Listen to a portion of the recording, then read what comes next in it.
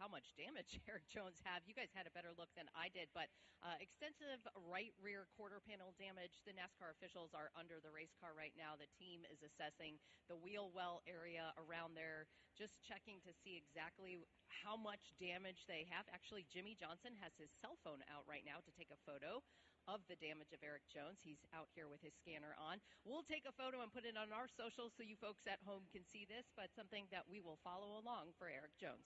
Thank you very much, Wendy Venturini. Well, Michael Young, we were describing your portion of the racetrack, and which Turn 10 does involve that, and a pretty incredible section that we see here in Turn 11. So what do you see out in front of you, Michael? Well, basically, for race fans, the portion of the course that I see, if you will, is a mini Martinsville. It's just a hairpin. Actually, as they get out of turn number 10, it's basically a run down into turn number 11, which is a very tight hairpin. There's a wall to drivers' right as they make that hairpin move to keep those drivers from cutting that corner. So we will see. As a matter of fact, Eric Jones talked about it during a press conference. He said just that limit that they were going to have down in the hairpin that they hadn't had in years past. So that will keep those drivers in that very tight corner. And as soon as they get through that hairpin, Brad, they will streak back out of turn number 11, flat out through then a slight left-hander. That is the final turn of the course, turn number 12. That's where they'll come back into your view and make that run down to the start-finish line. But it is a very action-packed portion of the course, and can't wait for qualifying a little bit later on this afternoon. Thank you, Michael. It does sound like NASCAR is going to give these teams a little extra, a few minutes here of practice because of the cleanup for the Eric Jones accident. And I can tell you, Brad, we had about 10 or 12 of them lined up at the exit of pit lane. They were ready to go. They wanted to get back on the racetrack and start learning. So the clock has been now moved back. We're now 19 and a half minutes. So a few extra minutes added for these drivers that lost some track time here in Group 1. Doug Turnbull, you actually took the opportunity to take a different route around this 1.99-mile road course. What can you tell us? Yeah, my 40-minute lap time would not rank well walking versus these cars out on the track right now. But one thing that's interesting, and I haven't gotten to do this much with drivers and teams, but watch what they're watching when they make a similarly paced lap around here, either on scooters or by foot. And one thing I noticed is several places where they stop to look at the sealer, which is a different material that they put over the surface. It's only been repaved a couple of years ago. That is at different parts of the track. And another thing, I thought this was really interesting, one of Daniel Suarez's Spire Motorsports team members actually walked off into the dirt and started hitting it with his shoe. Inevitably, drivers are going to use as much racetrack as they can, as much rumble strip as they can, and sometimes even run off the track if they feel like they could get a little bit of an advantage. And I think they were trying to figure out how treacherous it was down there in the turn 10 area, just in case the 7 car or anyone else had a little off-road excursion. You know, and I'm glad Doug brought this up. This area of Sonoma County, they talk about this being like the Tawny Hills of Northern California, tawny being the color. When we come here in the spring, or if we came here in the spring, all you would see is nothing but lush green grass all around this circuit. But, Nick, now that we get into summertime and things dry out, all of that turns brown. In fact, Sonoma Raceway has the most unique landscaping crew out of any racetrack on the circuit in that they actually bring sheep out here with shepherds, and the sheep eat the grass. That's how they mow the grass here at Sonoma Raceway.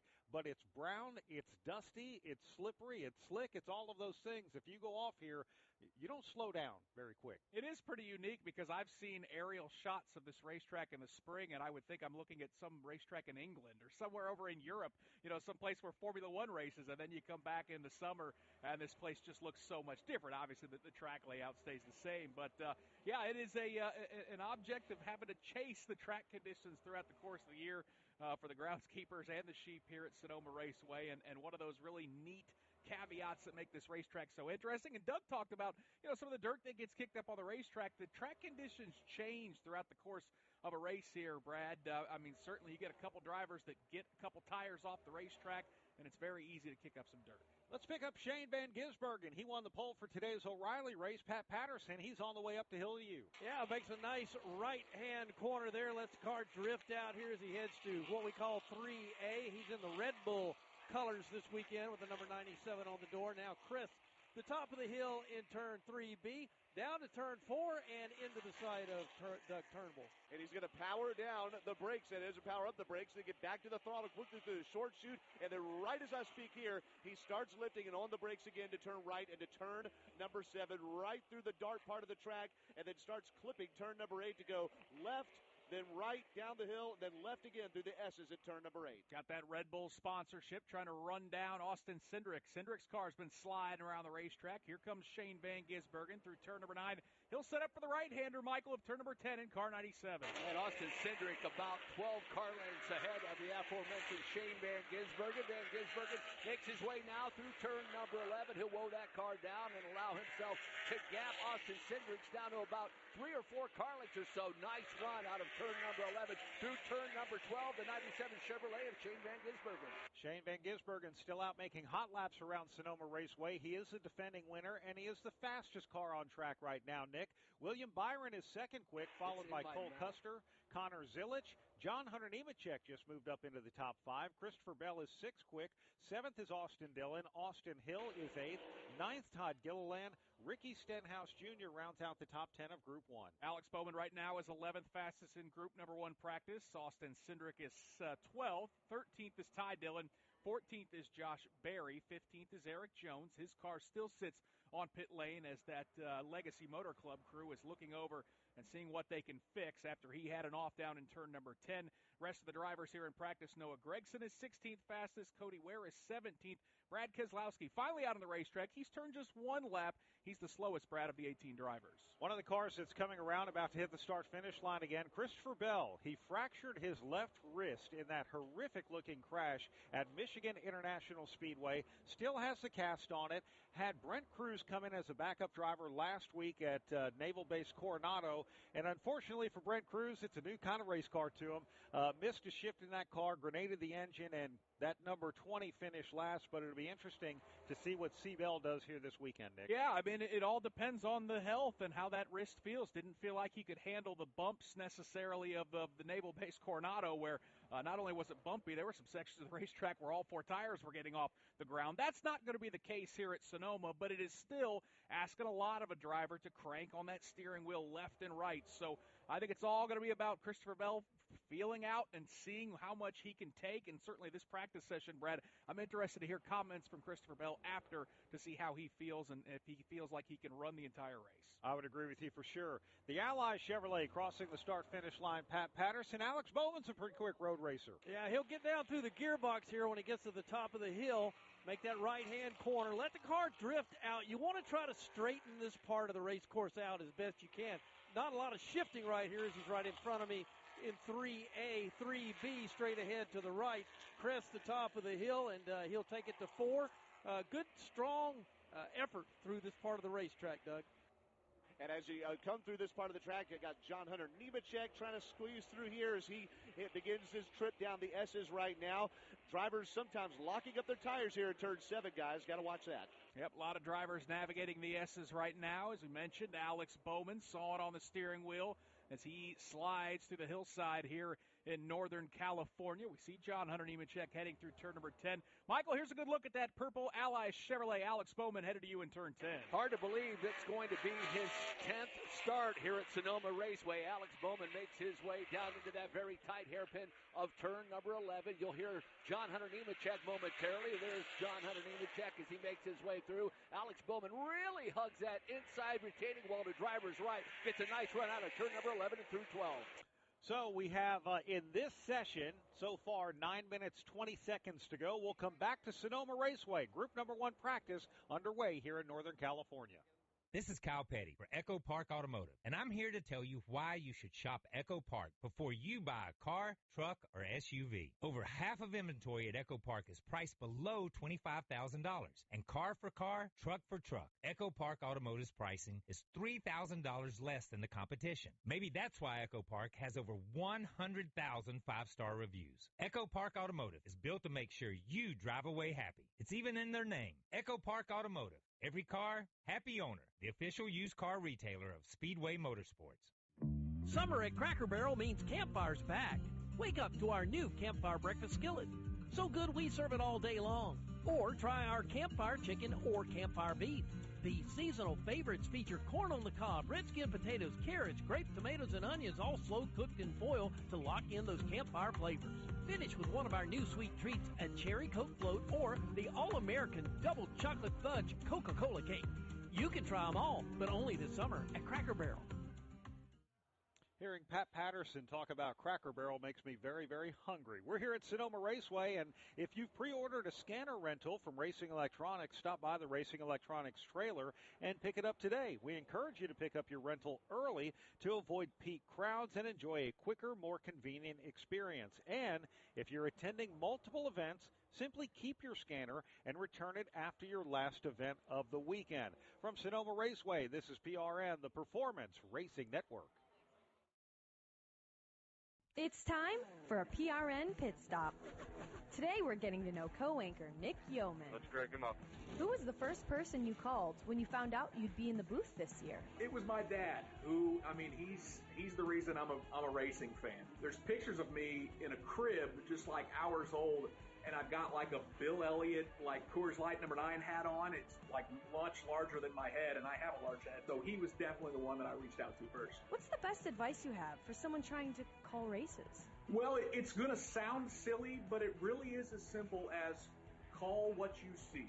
Fans want to know, what's the craziest call you've made in your career? Turn number 2 for the Indianapolis 500, when Scott Dixon soared through the air, I called it live, and seeing Scott Dixon's car fly through the air, in flame, fire, debris everywhere, that was probably the biggest one that stands out to me. This has been a PRN Pit Stop featuring Nick Yeoman.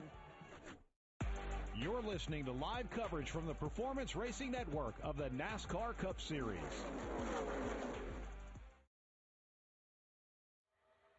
Welcome back to Sonoma Raceway here on the Performance Racing Network as Group 1 practice about at the midway point. No surprise, fastest driver so far is Shane Van Gisbergen at a minute 16.035. There are some drivers that are nipping at his heels, including William Byron, who's been pretty quick right now. He's second fast at a minute 16.165. Cole Custer has been impressive. Connor Zilich in the top 5. John Hunter Nemechek is currently 5th. And, Brad, we are watching Eric Jones navigate around this racetrack, and we're happy to see him back on the racetrack because it wasn't a very long stay on pit lane after that damage. Not at all. Some heavy damage as he went through turn 10 earlier. In fact, Michael Young, he's coming back to that spot. Well, let's get an eye on that car. I saw him go out a couple of laps ago, and Wendy had said there's some right rear damage. It looks like that right rear is flared out ever so slightly on that Eric Jones machine. He'll make his way through turn number 11, hug that right side at inside retaining wall, and gets a nice run. Left side looks pretty good on that car. Here comes Eric Jones. Yeah, it may not look pretty, Pat Patterson, that right rear, but you got to take advantage of this practice time as Eric Jones heads up the hill to 1. Wide open he is, and down through the gearbox he goes into turn number 2. Hodge tries to hug the inside of the lane. Car kind of steps out a little bit on him. Moves over here to 3A, pulls the steering wheel back to get over 3B. Nice and smooth, sliding around as he's been doing all afternoon long, Doug Turnbull. He comes down the hill from 3A to 4, and he's on the brakes and down through the gearbox there, and he's going to exit wide of 4 over the rumble strips to his left and through this quick short shoot here. And right as I say that, he's on the brakes again into turn 7 as he cranks the wheel again, gets through it smoothly, and then begins the trip through the S's there in turn number 8. And this is that part of the racetrack where the car really lightens up. Now, here comes Eric Jones, left turn. He's going to make the right-hander in turn 8. When he does that, it's like going down a slide. He dips down in elevation, now goes back to the left-hander of turn number 9, goes up through the gearbox, the fastest section of racetrack. And, Michael, I think he might be hitting pit road this time maybe. Well, let's keep an eye on him as he makes his way down into turn number 11. No, he's going to stay out. So he likes what he's feeling, or is at least trying to feel this car after that off that he had earlier in this practice session and got that damage. Looked good exiting turn number 12 in that Dollar Tree entry. Yeah, Brad, I think you were right to assume that he was going to go to pit lane because he was very slow through turn number 10, which gave us indications that he was off throttle. But again, that's the part of the racetrack that he crashed in about 10 or 15 minutes. So I would say Eric Jones maybe tiptoeing a little bit. You don't want to tear up that race car any more than it already is. No, for sure. One interesting thing, Michael Young, Shane Van Gisbergen headed to you all by himself on the racetrack. He wants to make sure no one's following him. Well, he's got wide open racetracks. As a matter of fact, Ricky Stenhouse just exited turn number 12. Here comes Shane Van Gisbergen. Pretty looking Red Bull car as he makes his way through 12 and down the front straight. Yep, last year he dominated this race, Pat, as Shane Van Gisbergen heads up the hill to turn 2. He's got a very interesting technique as he downshifts here into turn 2. He uses his left foot not only on the brake, but on the clutch as well. You don't do a lot of braking right here in front of me, which he is not doing. You basically let the RPM slow you down as he crests the top of the hill here. Playing with a few things, Doug, and playing with the field maybe. And we've heard other drivers talk about, I'm sure he is, right, as it looks a little slower than the rest right now, maybe messing with something, but he also is one of the few that still uses the clutch to shift, and that's part of the tire management and grip strategy for him, as it looks like he's kind of babying it through turn 7 right now, so we'll see what their strategy is there for Trackhouse Racing. Shane Van Gisbergen still leading the charts. All right, thank you very much, Doug. Pat, Michael Young. We still have about 5 minutes to go, maybe just a little more. NASCAR did extend this practice session after Eric Jones brought out the red flag for his incident in turn number 10. But while we're talking about our New Zealander, Wendy Venturini, what can you tell us about that number 97? Yes, I spoke to Shane Van Gisbergen right before he got into the car for Cup practice. We talked about the O'Reilly race today and the Cup car, similarities and differences and how he's driving them differently. But right now, SVG in this Cup practice is not happy with his race car. I know it shows the fastest lap up there, but he just gave a report to the team. It feels like the wheels are almost loose on the car. You guys commented on how he's kind of tiptoeing around certain areas. But keep in mind, 1 year ago at practice, because I remember this, I covered SVG a year ago at practice. He didn't like his car in practice, and he sat on the pole a year ago. So take it for what it's worth for Shane Van Gisbergen. Not happy, but the fastest here. Yeah, and then all he did, Brad, was lead 97 of 110 laps. So that's a terrifying thought for the rest of the field and maybe all the rest of these crew chiefs if Shane Van Gisbergen doesn't like his car and he's sitting P1. I wonder what's better in the mind games versus on your teammates. To say I'm not happy with the car. That's a good point. And be the fastest out there, or if he just went out there and said, I'm thrilled with my car, and have everyone who might feel like they're close to him go, oh, wow, if he's happy, I'm that close. And, well, who knows? We can see him drive away here. Yeah, it's a good point. Shane Van Gisbergen has made 11 laps around Sonoma Raceway here in this practice session at the top of the charts at 1:16 flat. But I always get the sense that he's just the kind of driver, he knows exactly what he wants from the race car because he's got so much experience in road racing. So this is the time where you're searching for that feeling that you're looking for that you know you can go and win with. And even if he's still at the top of the charts, he's not going to just get, an A- or a B+, Brad. He's looking to ace the quiz, and I think this is the time to try to make those adjustments. So, yeah, they're going to try to search and find some stuff on that race car. Last week at Naval Base Coronado, the street circuit there, NASCAR had told all of the teams and drivers that you can only run in the series that you are registered for points full time. The only exception to that was Austin Hill, who has also taken over what is now the number 33 at Richard Childress Racing after the passing of Kyle Busch. Outside of that, you could not run in the O'Reilly series if you were a Cup driver or a truck driver. You couldn't run in a truck race if you were an O'Reilly driver, and so on and so forth. Well, that was Naval Base Coronado. That's not the same. Coming up later on today, you will see Shane Van Gisbergen start from the pole in the Pit Boss Food Max 250 O'Reilly race. You will see Ross Chastain in that event. You will see Connor Zilic and a good handful of other drivers as well. So for Shane Van Gisbergen, not only does he have the fastest car today, he had the fastest car yesterday, and he's about to get a whole lot more laps once he gets out of the Cup car here today. Yeah, of course, last year's race, the NASCAR O'Reilly Auto Parts Series, was just an unbelievable duel at the end of the event between Shane Van Gisbergen and Connor Zilic. Zilic going to have to come from 30th, Brad. He had kind of a slow leak tire going down throughout the qualifying session, just simply didn't have a whole lot of pace. So, yeah, there are going to be a lot of eyes on the front of the field when we go racing a little bit later today here on the Performance Racing Network with Shane Van Gisbergen on the pole. But I think the storyline is going to be watching Connor Zilic throughout the first couple stages, trying to charge his way to the front, to maybe threaten his teammate Shane Van Gisbergen for a race win. 3 minutes of practice left for group number 1. Then we'll have just a short break before group number 2 goes on the track. When the group 1 cars come in, NASCAR will put them on a 10-minute clock. They'll have 10 minutes to make adjustments. Then it'll be hands off until they go qualifying coming up here in about 30 minutes or so. So we'll have group number 2 coming up next. And as we watch cars around the field, John Hunter Nemechek just crosses the start-finish line. We see Alex Bowman out there still making hot laps. Let's take another look at Eric Jones, Pat Patterson, as he makes that left-hander in 1 and heads up the hill to you. Hey, he's got his green and white Dollar Tree colors on it as he races up to where their big hospitality is for Legacy. Makes that right-hand corner over here in turn number 2 over to 3A. He gets his car pointed to the top of the hill. Eric Jones, once again, nice and smooth this time, Doug.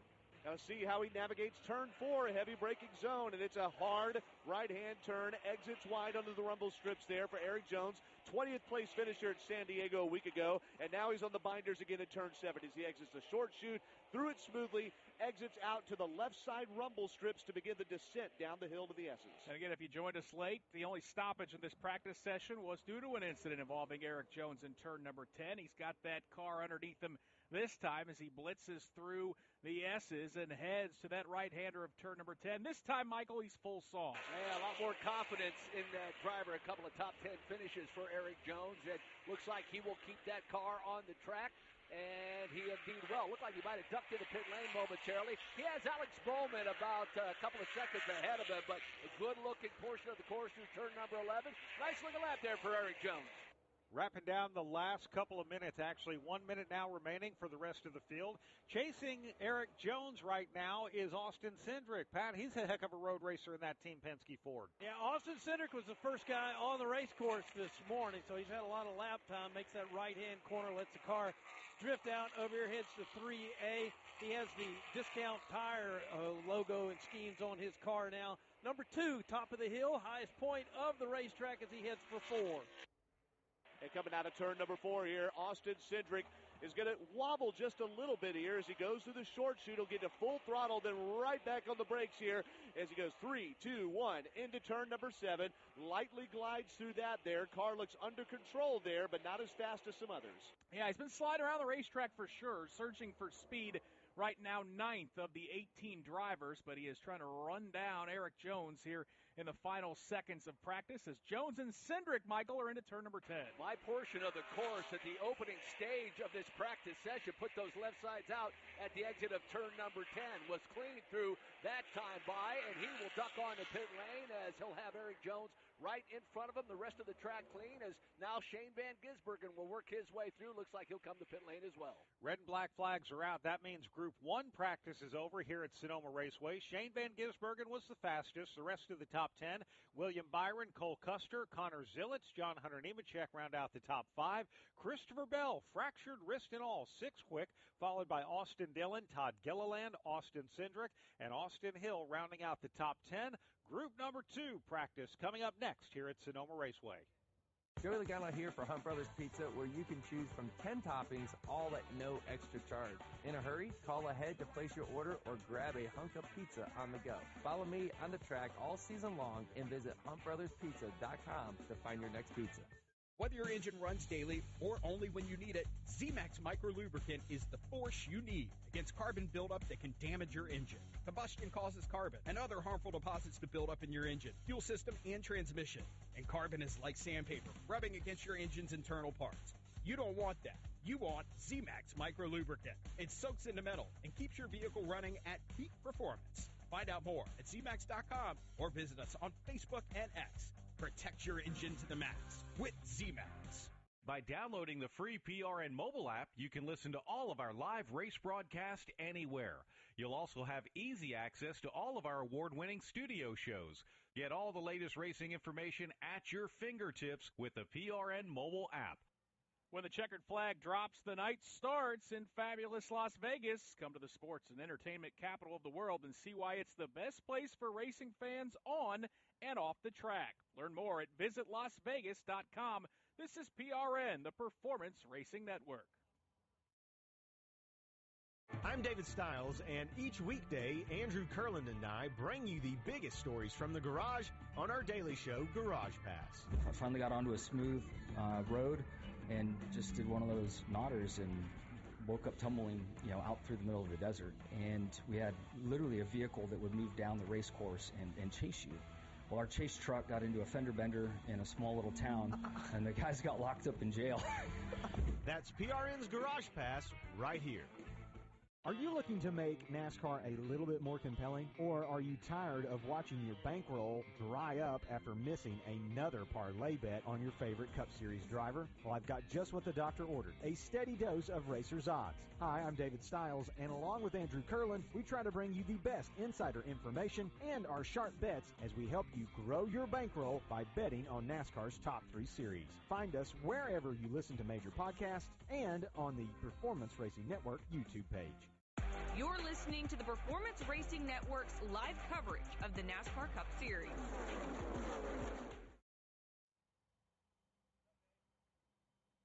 Welcome back to Sonoma Raceway. Group 1 practice has concluded here for the NASCAR Cup Series. Shane Van Gisbergen was the fastest in Group 1. That doesn't mean he's going to be the fastest overall because Group number 2 is going to go out for their practice session as well. The Group 1 cars are under the 10-minute clock. NASCAR gives them 10 minutes to make adjustments, hands off the car after that before they get ready to go qualifying. That qualifying session still about 30 minutes away. When we get into that, each Group 1 and 2 will have a 20-minute session to try and go out and make the fastest lap. Both sessions then become combined, and the fastest overall wins the pole for the Toyota Save Mart 350, Nick. Yeah, I'm glad you pointed that out. Certainly doesn't matter in qualifying what group you're in, whoever ends up with the fastest lap. And as you pointed out, you can turn as many as your heart desires during that qualifying session. We'll end up with the pole for Sunday's running of the Toyota Save Mart 350 here at Sonoma Raceway. Here are the drivers we will see in Group number 2. Joey Logano, Tyler Reddick, Carson Hocevar, Chase Briscoe, Michael McDowell, who's a very good road racer, Riley Herbst, Ty Gibbs, Ryan Preece, Ross Chastain, Daniel Suarez, Denny Hamlin, Chase Elliott, Zane Smith, A.J. Allmendinger, Ryan Blaney, Chris Buescher, Bubba Wallace, and Kyle Larson. The time they'll be shooting for, at least here in practice. It doesn't pay anything to win practice, but Shane Van Gisbergen's fast lap was 1:16.035. In fact, Brad, you look at Group 1 speeds, it was really Van Gisbergen and William Byron who were very close. They were within a tenth of a second, and then you had nearly a half a second of a fall-off before you got to Cole Custer, who was impressive in third, Connor Zilisch fourth, John Hunter Nemechek fifth. William Byron, also the fastest driver in the 10-lap and 15-lap average. Shane Van Gisbergen didn't run more than about 5 or 6 laps at a time, so certainly a lot of learning to be done here as Group 2 is poised to go on the racetrack. Going to be very exciting to see what happens. We see a few AMR safety trucks just checking out the course, making sure everything is clean and ready for the cars to go out there for their practice session. Some of the drivers we look at in the field, you talk about Kyle Larson. This is his home track. Where he is from, just in Elk Grove, California, not too far from Sonoma Raceway, and he has done phenomenal things here. 2 times a winner here back in 2021, and he also won in 2024. He started on the pole 5 consecutive times here at Sonoma. 4 of those were earned poles. One of them, he actually had qualifying not happen, and he ended up starting there because he was the point leader at the time in the NASCAR Cup Series. But this goes back to his Chip Ganassi racing days, and it's been a lot of fun to watch Kyle Larson learn his home track because early on he could go out there and make the fastest lap. What Kyle Larson did not know how to do, and this was on the older racing surface here, was manage his tires. And on the older surface, we're starting to see a little bit of that now as this one is aging just a bit. You can easily burn off the rear tires of these cars because it's a very tight and technical course. A lot on the brake, a lot on the gas. And when you're on the throttle hard, you're burning off those rear tires. As Larson learned this track, Nick, just to watch him learn how to manage those tires, so much fun to do. And, of course, if you haven't seen, a lot of folks in the garage area have, of that photo of Kyle Larson when he was coming out to Sonoma Raceway as a kid in his full Rainbow Warriors, Jeff Gordon getup. So, yeah, this race weekend means a lot to him. I was kind of surprised, Brad, that there are only 3 active drivers in this field that have a race win here at Sonoma. You pointed out the 2 wins for Kyle Larson, got it done in 2021 and 2024. Shane Van Gisbergen, the defending winner. We're also about to see the 3rd name, and that's Daniel Suarez, who got a win here at Sonoma Raceway as well. So certainly not a lot of experience through the field of drivers that have raced their way to victory lane, so it'll be interesting to see if we can get a fourth winner when it all shakes out Sunday afternoon. Speaking of Daniel Suarez, when the Performance Racing Network goes on the air later on this afternoon for the NASCAR O'Reilly Auto Parts Series Pit Boss Food Max 250, that's coming up at 5 o'clock Eastern Time, 2 o'clock local time in Sonoma. Daniel Suarez will join Nick Yeoman and I in the booth for broadcast to help call the race here and really give us some of that driver insight that he is about to experience now as the cars will go out in about 5 minutes for Group 2 practice. Yeah, I can't wait to hear from Daniel in terms of the track conditions because, again, we were watching a lot of drivers slide around this joint during this first group of practice. Eric Jones got off the racetrack, so it'll be interesting to hear the insights of Daniel and what he felt here as he is set to roll out of the racetrack in that Spire Motorsports Chevrolet. Let's hear from Shane Van Gisbergen. Wendy, nobody faster than him in Group 1. Yes, Shane Van Gisbergen, a second faster than the field in Group 1, but I heard some feedback on the radio, not completely happy. Is it the feel of the car, or what are you looking for, Shane? I was only a tenth better. It's all pretty close. Yeah, it's not bad, but we definitely need to improve it a little bit for longer runs, but on the short run it was okay. Yeah. On those older tires, though, you did very well out there. Did you start to feel anything different in the racetrack? No, I think we just got a heat cycle, so it seemed better, but once I do 2 or 3 laps, I'd be really struggling, so need to make that better. What else do you want out of your car here? More rear grip, but I think you can echo that for everyone. Yeah. Shane Van Gisbergen, a tenth faster, but on those old tires, he was much faster than the competition here. Yeah, Shane Van Gisbergen wants to win this race by 10, 15, 20 seconds, Brad. So he's not going to be happy with just a tenth. Plus, he knows that this second group, a lot of heavy hitters, track's going to get a little bit faster. Everybody's going to get a little bit more comfortable. And that tenth of a second that he had up on William Byron may not be that tight once we get qualifying around the corner. Well, a 38th place finish for Shane Van Gisbergen at Naval Base Coronado after getting caught up in a wreck that started right in front of him between Austin Hill and his teammate Connor Zilic did not do him any favors. Shane Van Gisbergen went into Naval Base Coronado right there on the bubble within contention to make the NASCAR postseason the chase. Well, coming to Sonoma Raceway now, he's got some ground to make up, and this is his best opportunity to make up a lot more points. We still have 9 races to go until the chase begins. That includes the Toyota St. Martin 350 tomorrow. Shane Van Gisbergen has been phenomenal all season long, but he's going to have to get it done here today, I think, to help put himself in a good position to take the rest of this summer stretch and be able to put that number 97 into the postseason. Let's go back to Wendy Venturini. William Byron, second fastest in this Group A practice, just a tenth behind Shane Van Gisbergen. Where do you want to improve your race car? Yeah, I think honestly just I could do a little bit better job just kind of getting up to speed. So I felt like I was kind of over the limit at times. So I don't know. I think the race car is good. So thanks to Exalta, Chevrolet, everybody worked pretty hard on this place because we kind of had a good notebook. So, yeah, we'll see how it goes. You know, just got to keep improving. With notebooks and preparing for these events and then you actually get out here for practice, how different is it this time around? Yeah, the 750 horsepower makes it slightly different, but not a whole lot, to be honest. I mean, just kind of trying to get better at what we did last year and just improve those small areas. So far, so good. Any part of the racetrack that seems treacherous for you so far? Yeah, I don't really want to say. I don't know. It's kind of a secret until they find out. But, yeah, I mean, there's definitely some treacherous, dirty spots of the track for sure. All right, thanks for that insight, and I don't blame you for not telling me your secrets, William Byron. Awesome. Thank you very much, Wendy Venturini. A lot going on down there on pit road. We just heard that Noah Gragson will not go out to qualify. Some brake issues on his number 4 Front Row Motorsports Ford. And last week, Noah Gragson, well, not just last weekend, but all last week, Noah Gragson, a lot in social media with the face-to-face confrontation he had with Kevin Magnuson, who was driving the Trackhouse Racing 4th entry, the Project 91 car. And say what you want about that. It was pretty exciting and a great moment for race fans and social media. Yeah, and shout out to the guys from Front Stretch for getting that video. Otherwise, I'm not sure we would have ever known, because it's not like Noah Gragson and Kevin Magnuson were battling for the race win and didn't see eye to eye. They were towards the rear of the field, and they turned it into a bit of a demolition derby. But, yeah, I mean, Kevin Magnuson's a guy. He's a little rough around the edges. He's upset some guys, racing over in Formula One. Noah Gregson's a guy who isn't going to take any flack from anyone, and it did create quite the viral moment as those two we'll have to agree to disagree. The only bummer, Brad, is that Kevin Magnuson is not scheduled to race anymore in NASCAR, which is a bummer because I would have loved to have seen what Chapter 2 of this newfound rivalry. It looked like a Mad Lib, to be honest with you. Kevin Magnuson and Noah Gragson not seeing eye to eye. I would have never believed that a year ago. But, hey, that's NASCAR. It's the beauty of this sport. Yeah, Noah Gragson said a lot of words. Kevin Magnuson pretty much said 2, as he was telling him repeatedly to I don't think you can buzz say off. those. I don't think you can say those on the radio. But, yeah, they certainly did not see eye to eye, and they won't be sharing a bottle of wine anytime soon. They will not. Group number 2 cars are heading out onto the racetrack right now. They are slowly climbing the hill as they're warming their tires up. We see Bubba Wallace out there. We see a handful of other folks. Before we get to some more lap-to-lap, let's go back down to Wendy Venturini. I'm here with Noah Gragson, who is not going to be qualifying. Tell us what happened in practice, Noah. I only got a couple laps, but when we came in after the first 2 laps, there was a leak out of the brake reservoir, so we're just trying to diagnose it.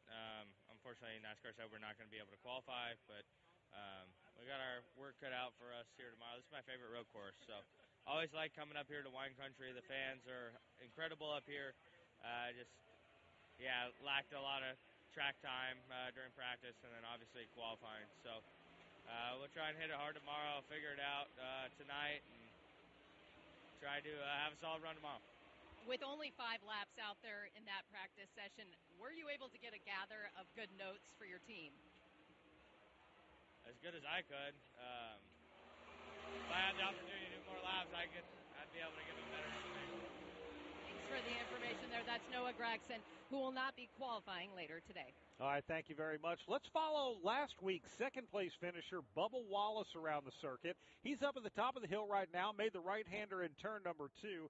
Now he's heading for a left-right of turns 3 and turns 3A. That's the highest part of the racetrack. Then he heads down the hill toward Doug Turnbull. In a high, lighter yellow Robin Hood Toyota, Bubba Wallace goes through turn number 4, and he's up to speed now after babying it the first lap. Out of the short chute, he's on the brakes right now.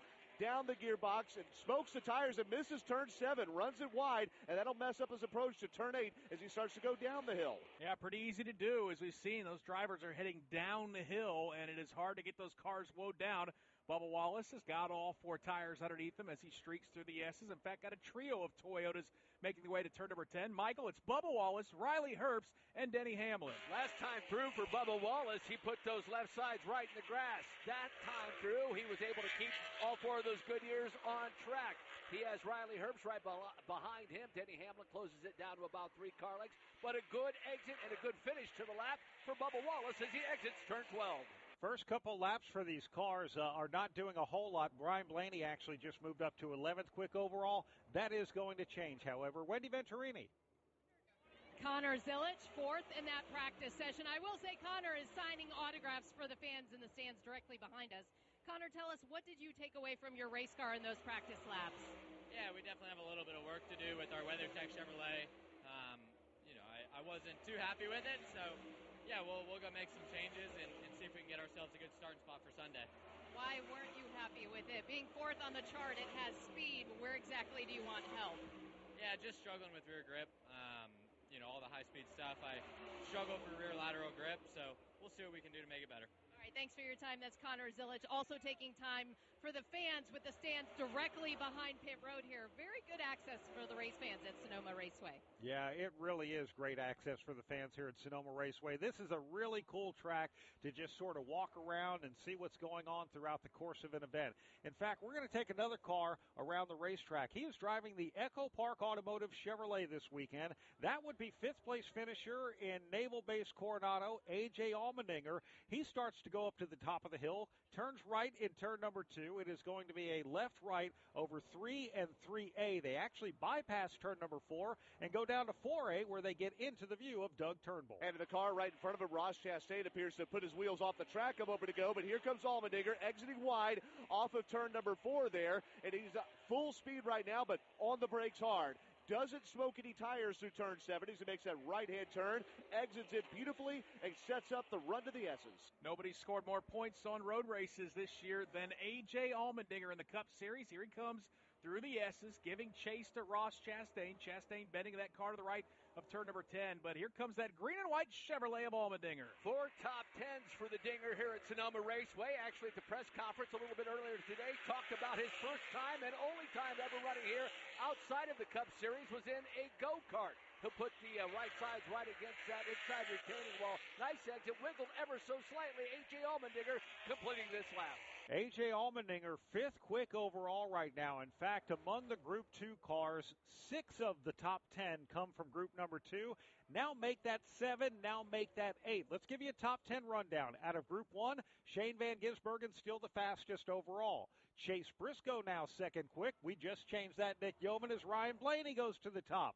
So Ryan Blaney, the fastest overall, qualified 3rd last week in San Diego. Shane Van Gisbergen 2nd quick. Kyle Larson 3rd. 4th, Chase Briscoe. William Byron from Group 1, 5th. 6th is Ross Chastain. 7th is Ty Gibbs. Chris Buescher, 8th. A.J. Allmendinger, well, now Daniel Suarez went to 8th. Chris Buescher, 9th, and A.J. Allmendinger rounds out the top 10. I think this is why Shane Van Gisbergen wasn't necessarily content with where he was at in this practice session. 11th right now is Carson Hocevar. He's out on the racetrack. 12th is A.J. Allmendinger. 13th, Tyler Reddick. 14th, Chase Elliott. 15th, Ryan Preece. Then you've got Cole Custer, Connor Zillich, Bubba Wallace, Joey Logano, and Zane Smith through the top 20. But how about the lap for Ryan Blaney, Brad? A minute 15.808, so he clears Shane Van Gisbergen by nearly 0.2 of a second. That Penske Ford right off the truck appears to have some pace. It's the Menards Dutch Boy colors this weekend for Ryan Blaney as he streaks his way through the S's. That car looks mighty quick. You know, one of the hot topics here over the past couple of weeks when it comes to the talk shows on Sirius XM and various outlets is practice and qualifying and the way NASCAR divides them into 2 separate groups, Group 1 and Group 2. This is done by what's called the qualifying metric. The qualifying metric is weighted. 70% of it is your prior week's finish. 30% of it is where you are, where the car number is in the NASCAR Cup Series point standings. And drivers and teams will tell you that Group 1 is a disadvantage when it comes to practice and qualifying. The reason why? You're the one that goes out there and cleans off the racetrack, for example. We saw Eric Jones slide off the track and get into the wall. You're the group that goes out there and lays the rubber on the racetrack. You basically set everything up perfectly for Group number 2, and that's the advantage. The racetrack is clean. It's already rubbered in a little bit. This is closer to what racing conditions are going to be, and people will tell you that being in Group 1 might be a 10-spot disadvantage when it comes to qualifying, might be less. Now, we see people buck that trend, for example, but we look at Ryan Blaney, Tyler Reddick, the 2 fastest out of Group number 2. Overall, will they be faster than Shane Van Gisbergen? We don't know yet. We won't know until qualifying. But Van Gisbergen, after that 38th place finish last week in San Diego, he was relegated down to Group 1, and that is a disadvantage. Yep, so we'll see how it all shakes out in qualifying, as, again, it's been 3 drivers here in Group 2 who have jumped to the top of the charts. You mentioned Ryan Blaney at a minute 15.8. Then it's Tyler Reddick at a minute 15.9. And Bubba Wallace, who will be the first to tell you, he's not the most comfortable on these road courses, but you are seeing some progress being made. Obviously, it helps, Brad. The Toyotas across the board have had pace just about everywhere that we have gone in 2026. But fresh off of that win on that second-place finish on the bumpy streets at Naval Base Coronado, Bubba Wallace appears to have a pretty good race car underneath him here in practice at Sonoma. Nick, let's check out a couple of good road racing drivers. They're chasing each other now. Chase Elliott leading Chris Buescher as they head up the hill toward 2. Yeah, that looks a bit like a race here at Sonoma Raceway. In fact, we see a lot of drivers running nose to tail, but it is Chase Elliott and Chris Buescher who have been very, very strong on the road races as they make their way to the left-hander of turn number 3. They'll go uphill, and Doug Turnbull, racetrack will start to fall away as Chase Elliott leads them out of 4. Hey, he comes down the hill into turn 4, and it'll be a hard right-hander there on the brakes. Drivers exit wide there to hit the rumble strips. It's a quick run through the short chute here as Chase Elliott is about 2 to 3 car lengths ahead of Chris Buescher. Buescher does not try to outbrake him there, takes it lightly through turn 7. As they get down the hill into turn number 8, as Ryan Preece behind him smokes his tires. They will slalom. Here comes Chase Elliott, left-hander of turn number 7. He's got the right-hander of turn number 8. Then he dips down the hill. It's like going down a slide, and a sweeping left-hander of turn number 9. Chase Elliott, Chris Buescher, they head to 10. It was fun a couple laps ago. Chase Elliott had Chris Buescher all underneath that rear deck lid. Now this time through about 4 car lengths separate the 2. But again, 2 laps ago, Chris Buescher was getting very racy with Chase Elliott. Smooth exit for Chase Elliott that time out of turn number 11. And Chris Buescher, good run as well. 2 more cars doing a little battling out there. Joey Logano and Kyle Larson are up into turn number 2. Larson had a moment a little bit ago heading up the hill where it looked like that car bottomed out, but after he got it regathered, he has now posted the second fastest lap at 1:15.924. So Doug Turnbull, it's Joey Logano and Kyle Larson heading down the hill towards you in turn 4. And they have been in this formation for quite a while here. Larson was charging in Logano the lap or 2 ago there through turn number 7, but has remained behind him there as Larson there looking to snap a big winless streak. Logano trying to turn the season around. Both cars look smooth right now. And now they're going to head down the S's. Joey Logano, right-hander of turn number 7, left-hander of turn number 8. Kyle Larson chasing him down the hill. Larson, second fastest overall in this second. Joey Logano, 12th fastest. They go to the right-hander of 10. 5 car lengths just 1 lap ago. That's where it somewhat remains. Joey Logano makes his way to the entrance of turn number 11. Kyle Larson will break a tad bit later. Both of them now slow down through the midway portion of that hairpin and now back on the throttle. Here comes Joey Logano. Kyle Larson closes it down to 4 car lengths. Tell you what, Brad, all these cars look a little more planted than maybe group number 1. And to your point of group number 1 cleaning off the racetrack and ultimately laying down a little bit more rubber, it does appear to be that there's a little bit more grip. Although I'm fascinated to hear from some drivers because Wendy Venturini talked to Shane Van Gisbergen, and he said, I'm struggling with rear grip. Connor Zillage struggling with rear grip. So it is very slick out there, but the lap times are picking up and the speeds are increasing as well around Sonoma Raceway. So pretty impressive right now in this practice session. Everybody's still chasing Ryan Blaney. Want to follow the driver who has the best average finish in the Gen 7 car here at Sonoma. That average finish is 4th. That driver is Michael McDowell. He's on the top portion of the racetrack. Turn 4 is the highest portion. Then he heads downhill to the right-hander of turn 4A, Doug. He's coming down the hill now in the Delaware Light Chevrolet there. Blue and light blue with some red accents on that 71 machine. As he streaks by me now, goes down the brakes, and is going to make the hard right-hand turn to set up the quick left-hander to begin the S's out of 7 into 8. Yep, last 4 races here at Sonoma Raceway has not finished outside of the top 10. Michael McDowell, good road racer as he bends it to the right through the S's. Looks to be a little off throttle as he heads down the hill, sets up for the right-hander of turn number 10 as he's got his teammate Carson Hocevar, Michael, giving chase. 3 top 5s and 4 top 10s for Michael McDowell. He'll make his way through this portion of the course, and now through turn number 11 he goes. Slows that car down again. Carson Hocevar about a second and a half behind him. Here comes Michael McDowell making that left-hander up turn number 12. Michael McDowell, 13th overall. Nick, one thing that I've been observing, we were talking about Chase Elliott being chased down by Chris Buescher earlier. Chris Buescher got around Chase Elliott. He passed him. Ryan Preece now running right on the back bumper of Chase Elliott. Ryan Preece actually faster than Elliott on the speed chart as well. Yeah, Chase right now buried down to the 19th position. He's turned 8 laps here at Sonoma Raceway, but you're absolutely right. In fact, Ryan Preece is all over the back bumper of Chase Elliott as they roar out of that turn 7 portion of the racetrack. So Chase struggling for some speed. Ryan Preece has at least a rabbit to kind of chase after, Brad, as they head to the S's. Yeah, and Chris Buescher actually pulled away from those two. So we're talking about 3 car lengths. Chase Elliott the advantage over Ryan Preece as they head through turn 10. It was an interesting lap just 1 lap ago as Chase Elliott was trying to defend on Chris Buescher, and Buescher just flat got around him. It's very slow for Chase Elliott through this portion of the course. Talking about the hairpin, he will allow Preece to close up. He'll now duck to the inside. Thought Preece was going to get a nice run and get around Chase Elliott. Unable to do so. Also could report Kyle Larson, who was trailing Joey Logano, got around him as Kyle Larson continues to turn quick laps here as well. Your top 5 here in practice at Sonoma Raceway: Ryan Blaney, Kyle Larson, Tyler Reddick, Bubba Wallace, and Shane Van Gisbergen. Here's Bubba Wallace on the importance of sponsorships. This sport was built on relationships and partnerships and sponsorships, and none of this is possible without our sponsors and being able to represent Fortune 500 companies and just all-around great people. I've had a fair share of sponsors be a part of my career, and forever in debt, forever grateful for the opportunities to represent those brands. NASCAR Network Radio drives business.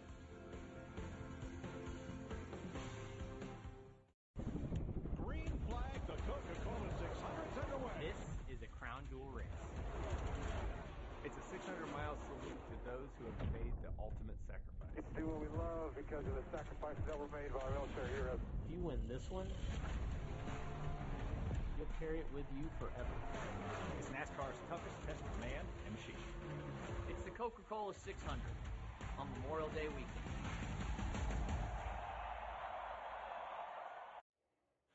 Ten minutes of practice left for group number 2. 10 minutes of practice left for the NASCAR Cup Series before we qualify for the Toyota Save Mart 350. From Sonoma Raceway, this is PRN, the Performance Racing Network. Hi, this is Doug Rice of PRN. Join me for another great episode of Fast Talk. We love to make lists. We love to rank things. We love to do all of that. But I think all I can say definitively is he is the best right now. Listen, Kyle Larson's a threat when he walks in anywhere. If we're going to race from here across the street to the mall, Kyle Larson's a threat. Okay, so he's going to be a threat for the championship. There are too many good tracks for Kyle Larson in that final 10 to take him out of that conversation. That's Fast Talk right here on PRN. Hey, it's Charlie and Debbie, along with NASCAR legend Kyle Petty, inviting you to join us for Kyle Petty's Back Then Again Country Countdown. Each week, we'll put it in reverse and take a trip down memory lane, looking back at that week's top 20 country songs from years past. We'll dive into what made those songs and artists move the needle, what pop culture trends made those years unique. And you'll get to hear me tell stories only I can tell. So don't miss Kyle Petty's Back Then Again Country Countdown right here each week. You're listening to the Performance Racing Network's live coverage of the NASCAR Cup Series.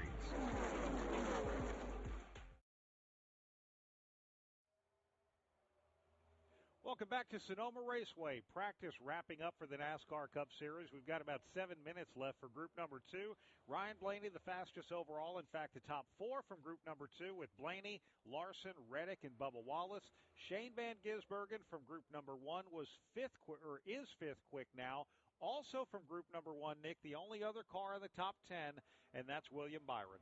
Yeah, how about the fact that 16 of the top 18 are drivers that are in group number 2? The only one that isn't is Riley Herbst, who's struggling for speed right now in 32nd. But, yeah, naturally, this second group always has your heavy hitters, your drivers that are a little bit stronger up in the point standings. And right now it is bearing fruit, Brad, here in this practice session as the speeds continue to get faster and the lap times continue to drop. Looking at the lap count, the group number 1 car, Shane Van Gisbergen, made it out for 14 laps. William Byron was able to go 15. John Hunter Nemechek was able to go 16 laps so far, the highest lap count of anyone from group number 2, and we still have a little more than 5 minutes left, is 12 laps, and several drivers have done that. So they're taking advantage of the opportunity to just simply go out there and make fast laps around the racetrack. They'll have a 10-minute adjustment period before they go out there and qualify. But, Nick, I think every opportunity you have to make sure you can hit every apex correctly, make sure you get your braking points where they need to be, making sure you can get back on the throttle as smooth as you can, but as fast as you can without burning off those rear tires. The best road racers in all forms of motorsports will tell you that rhythm is so important. So, I think going out and turning 4 or 5 laps and coming to pit lane and wanting to adjust on something and going back out for 4 or 5 more, sometimes that can be a little bit detrimental towards the effort. So making sure you're going out there, and we're starting to see some drivers. Kyle Larson strung together 10 laps, Chase Briscoe, Tyler Reddick. They're the 3 fastest right now in the 10-lap averages. I think that helps drivers establish that rhythm, and ultimately I think sets you up to be strong in qualifying here in just a bit. Very well said. Let's pause 10 seconds for station identification. This is PRN, the Performance Racing Network.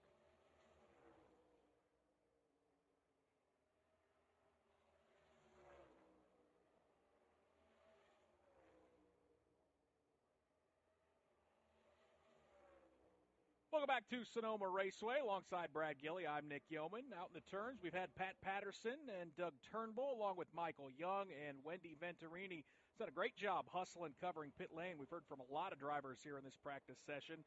Our top 10 as we complete practice here with just about 3.5 minutes to go. Blaney, Larson, Reddick, Bubba Wallace, and Shane Van Gisbergen, your top 5. Then it's Ty Gibbs, Ross Chastain, Chase Briscoe, A.J. Allmendinger, and William Byron. Want to talk about the speed differential as well, Nick. The fastest lap was a lap of 1 minute 15 seconds, .808. That was 94 miles per hour. But the last lap for Ryan Blaney, a full 2 seconds slower. We're seeing a good amount of lap time drop off as the tires start to wear, and we see that tire degradation. When that happens, that means drivers are going to have to manage. When drivers have to manage, well, we tend to see a lot better of a race out there, and we see opportunities for people to make some big moves. For sure, and it's going to be interesting on Sunday. I went back and watched a large segment of the race a year ago, and there's Shane Van Gisbergen pitted in stage number 2 and still came out and won the stage. So it's going to be, kind of a chasing target throughout the course of the day, because you're right. The tires are going to fall off more and more, and all these teams are going to bank this data that they're gathering here right now in terms of how much of a fall off is it? Do you need to pit early in a stage? Can you go long and maybe hold off a guy like Shane Van Gisbergen? Those are the questions we're going to answer on Sunday, Brad, but a lot to be learned, as Ryan Blaney is one of those drivers that is certainly skating around this racetrack. Yeah, he was almost in a four-wheel drift. In fact, he was more like dirt tracking it around there as he was making a left turn with the wheels turned to the right as that car was sliding around. But he stayed on course, and I think that is a tough thing to do here today at Sonoma. It is interesting watching him, though. Very aggressive line through the S's as he is going up and over the curbing and trying to trim this racetrack as tight as possible. Michael, as Ryan Blaney heads to you down to the hairpin, how aggressive is he barreling it down to turn 11? He's been very aggressive. There's a slight dip right before the entrance of turn number 11, and when he hits it, it looks more of an aggressive dip and a lunge for that car than anybody else. But I've been watching him as Chase Briscoe has been right in front of him. It was a couple of seconds for Chase Briscoe a lap before, and Blaney is able to gap it and get it down to a second and a half or so. Ryan Blaney now goes back up the hill toward turn number 2. That is 120 feet in elevation before that right-hand turn. Then he's got a slight dip to the right in 3, a little bit of a left-hand corner in 3A. Then it's a right-hander in turn number 4 before they go down the hill and head down to turn 4A, which is where Doug Turnbull picks him up. And right now, as he's down that hill, he's going to get on the brakes now as he sees a Toyota sign for a brake marker. Then back on the gas again as he slides through wide, but makes it right in the racing line. And Ryan Blaney's going to jump on the brakes again as he exits a short chute through the hard right-hander down through the gears of turn number 7. Then it's a quick left-hander before a more sweeping one down the hill of the S's. Ryan Blaney through the S's right now, giving chase to Chase Briscoe, who has been mighty impressive in this practice session as well. Briscoe right now sits 8th, but here comes Ryan Blaney carrying some speed, Michael Young, as he bends to the right of turn number 10. To your point, Chase Briscoe had a much better lap that time through than Ryan Blaney. Chase is basically checked out at least a couple of seconds, so not sure if Blaney was holding off. Well, now he's ducked onto pit lane, but that was a very good lap for Chase Briscoe last time through as well. Chase Briscoe now coming back around, still looking for his first win of the season. He'll make the left-hander in turn number 1. He heads up the hill to turn number 2. Has a white and blue paint scheme with Columbia Bank, the colors on that car this weekend on his Toyota Camry XSE. As Briscoe now goes through what we'll call the saddle section of the racetrack. Kind of a dip before it goes back up the hill to the highest point of the track. That's turn number 4. Now he'll start to go downhill toward 4A. Yeah, imagine diving right into the throat of a turn there when you're going downhill on the brakes. Chase Briscoe does there, the runner-up at San Diego a week ago, through the short chute, which looks like a street course. It's not, though. And then you end to turn 7. Right-hand turn. He glides right through that thing. No wheels locking up as he begins the S's descent. Always love that view of turn 4A at the bottom of the hill where these drivers swing wide. There's a tire barrier that sits out there, and every time I see a car come through there, I think they're going to knock that tire barrier down. Chase Briscoe didn't do that, though. Michael Young, he carries a lot of speed. He was hounding Shane Van Gisbergen for the win here a year ago. Yeah, second place finish. That's his best finish here at Sonoma Raceway, but that was a very good lap for Chase Briscoe. As a matter of fact, of all the cars I've kind of been paying attention to, he seems to be the quickest the latter portion of this practice session. Back end steps out as he makes that right-hander in that hairpin, now through the left-hander of 12. Last lap for Chase Briscoe, 1:18.616 seconds. That was actually faster than the last lap of Ryan Blaney, who has been the fastest here, as we've got 1 minute left for practice for the NASCAR Cup Series. Yeah, but how about the speed for both Chase Briscoe and Kyle Larson on the 10 and 15 lap averages? They're both P1 and P2, so they've been putting in some long runs here at Sonoma Raceway. We see Chase Elliott blitz across the timing line, or the start-finish line, I should say. There are alternate lines here for qualifying that we're going to be paying attention to a little bit later here. But it obviously gives an opportunity for the drivers after they turn a lap to come to pit lane and make some adjustments so you don't have any massive cool-down laps. But Chase still struggling, Brad. He is still down in the 19th position in that Napa Auto Parts Chevrolet. Nick, let's take a look at the point standings as well in that battle. Tyler Reddick now leads by only 8 points over Denny Hamlin. 5 races ago, it was a 129-point advantage for Tyler Reddick when they left Watkins Glen International.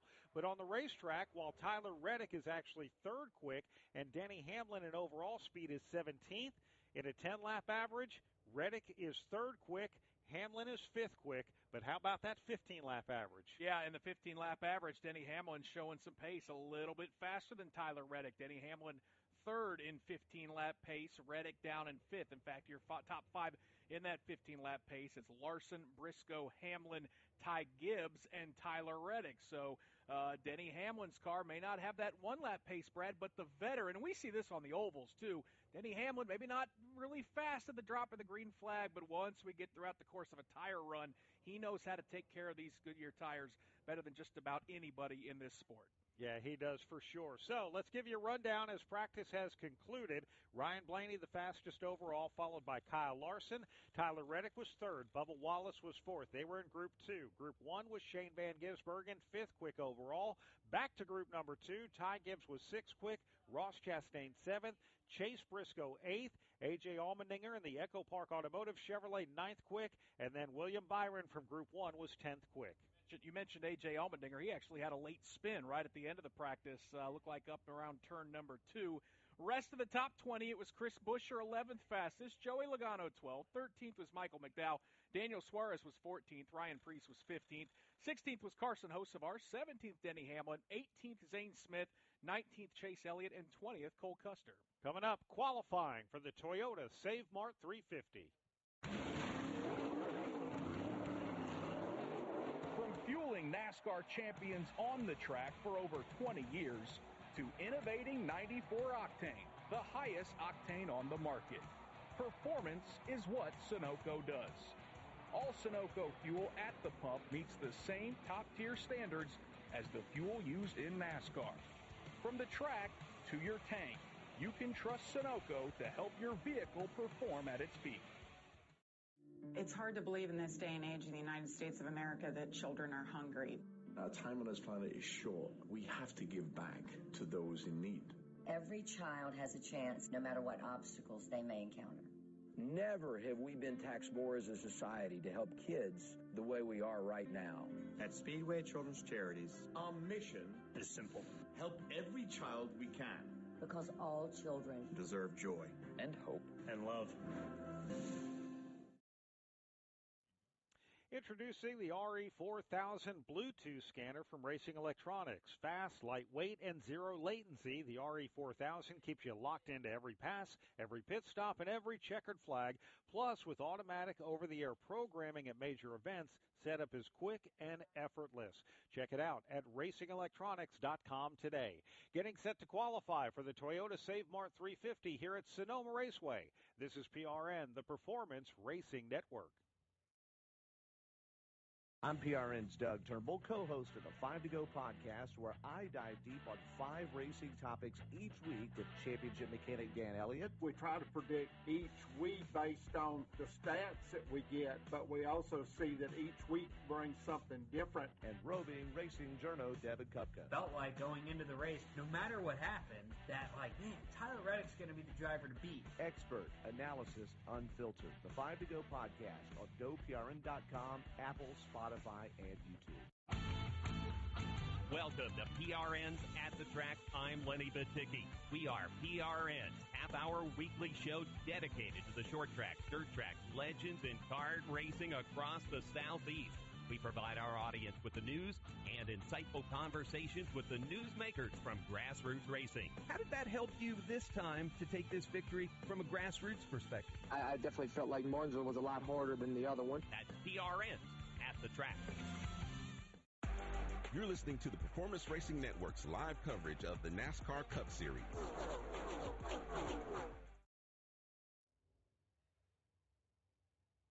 Welcome back to Wine Country, Sonoma Raceway, the site, as we are getting set for qualifying for Sunday's running of the Toyota Save Mart 350 here on the Performance Racing Network. Past pole sitters include Shane Van Gisbergen, Joey Logano, Denny Hamlin, of course, Kyle Larson. As you pointed out, Brad strung together an impressive string of poles here at Sonoma Raceway. So going to be a lot of fun to see how this thing shakes out as the racetrack's been cleaned up a little bit. And most importantly, all of these teams now have a little bit of data that they can build off of for qualifying. Let's hear from a few more drivers. Let's go downstairs to Wendy Venturini. AJ Allmendinger is just debriefing with his team down here. 9th fastest in the practice. A big weekend for AJ, being his 500th start. AJ, what area of the racetrack do you feel like you want to improve? We saw you get off course right at the tail end there. Yeah, I made the old Echo Park automotive car a little dirty, so sorry about that. Maybe when we get them to come clean it up here. But, I mean, it's good and bad. I feel like we got speed in the race car, but it's not very comfortable right now.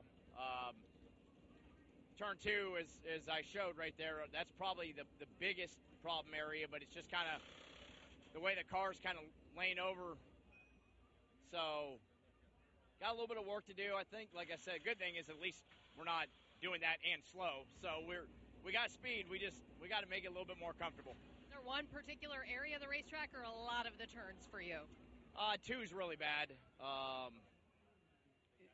Turn 4 is kind of the same thing, but 2 is just you come up over the rise and there's not a lot of grip there anyway. So, I'll go study it a little bit, try to figure out what we do, see if we can improve it for qualifying, and see if we can just at least put a good lap in. All right, thanks for your time, AJ. AJ's running that Echo Park green paint scheme, which when asked in the media center if that was bad luck for green being known in the Motorsports Garage area, and he said no, it's the same color as money, so he likes the green car. I love it. That's right. We love Echo Park Automotive. Qualifying is going to get underway. We reported earlier that Noah Gragson would not qualify due to brake issues. Apparently, they were able to fix those. They were approved changes by NASCAR, and Noah Gragson will come out and qualify here at Sonoma. Do you have diabetes? I'm sure you've seen the television commercials on the new CGM devices from all the top brands and how well they can help you manage your diabetes. Do you have the latest and newest in diabetes technology? The Diabetes Solutions Center carries most of the top brands, and the great news is your insurance may cover most of the cost. Call our special CGM hotline today, and our friendly representatives will help see if you qualify. You could get a new CGM from the top brands at little or no cost to you. Make living with diabetes easier. You are just one free phone call away to learn if your insurance covers the cost. So make this free call today to the Diabetes Solutions Center and learn for free how to get your new continuous glucose monitor. 800-396-0150. 800-396-0150. 800-396-0150. That's 800-396-0150. Less than 5 minutes away from qualifying from Sonoma Raceway. This is PRN, the Performance Racing Network. These cars are about to fire it off in anger. Boy, what a save. We got cars sideways. It's Christopher Bell. He spins and collects a couple cars. Side by side, Austin Cindric has him at the line, and he will take the lead into one. Here comes Shane Van Gisbergen on the bottom. He's looking for second. Now Chris Buescher fired out of a cannon in turn 2.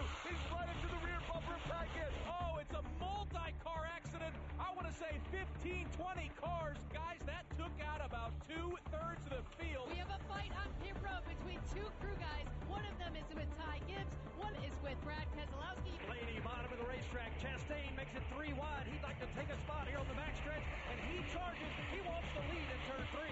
Ross Chastain shot out of a cannon from the 6th starting spot. He has already moved up to 2nd. The battle now for 3rd on the high side. Kyle Larson, Riley Herbst challenging low. Kyle Larson moves up to the top side. Going to lose a little bit of ground. This is PRN. You're listening to the Performance Racing Network's live coverage of the NASCAR Cup Series.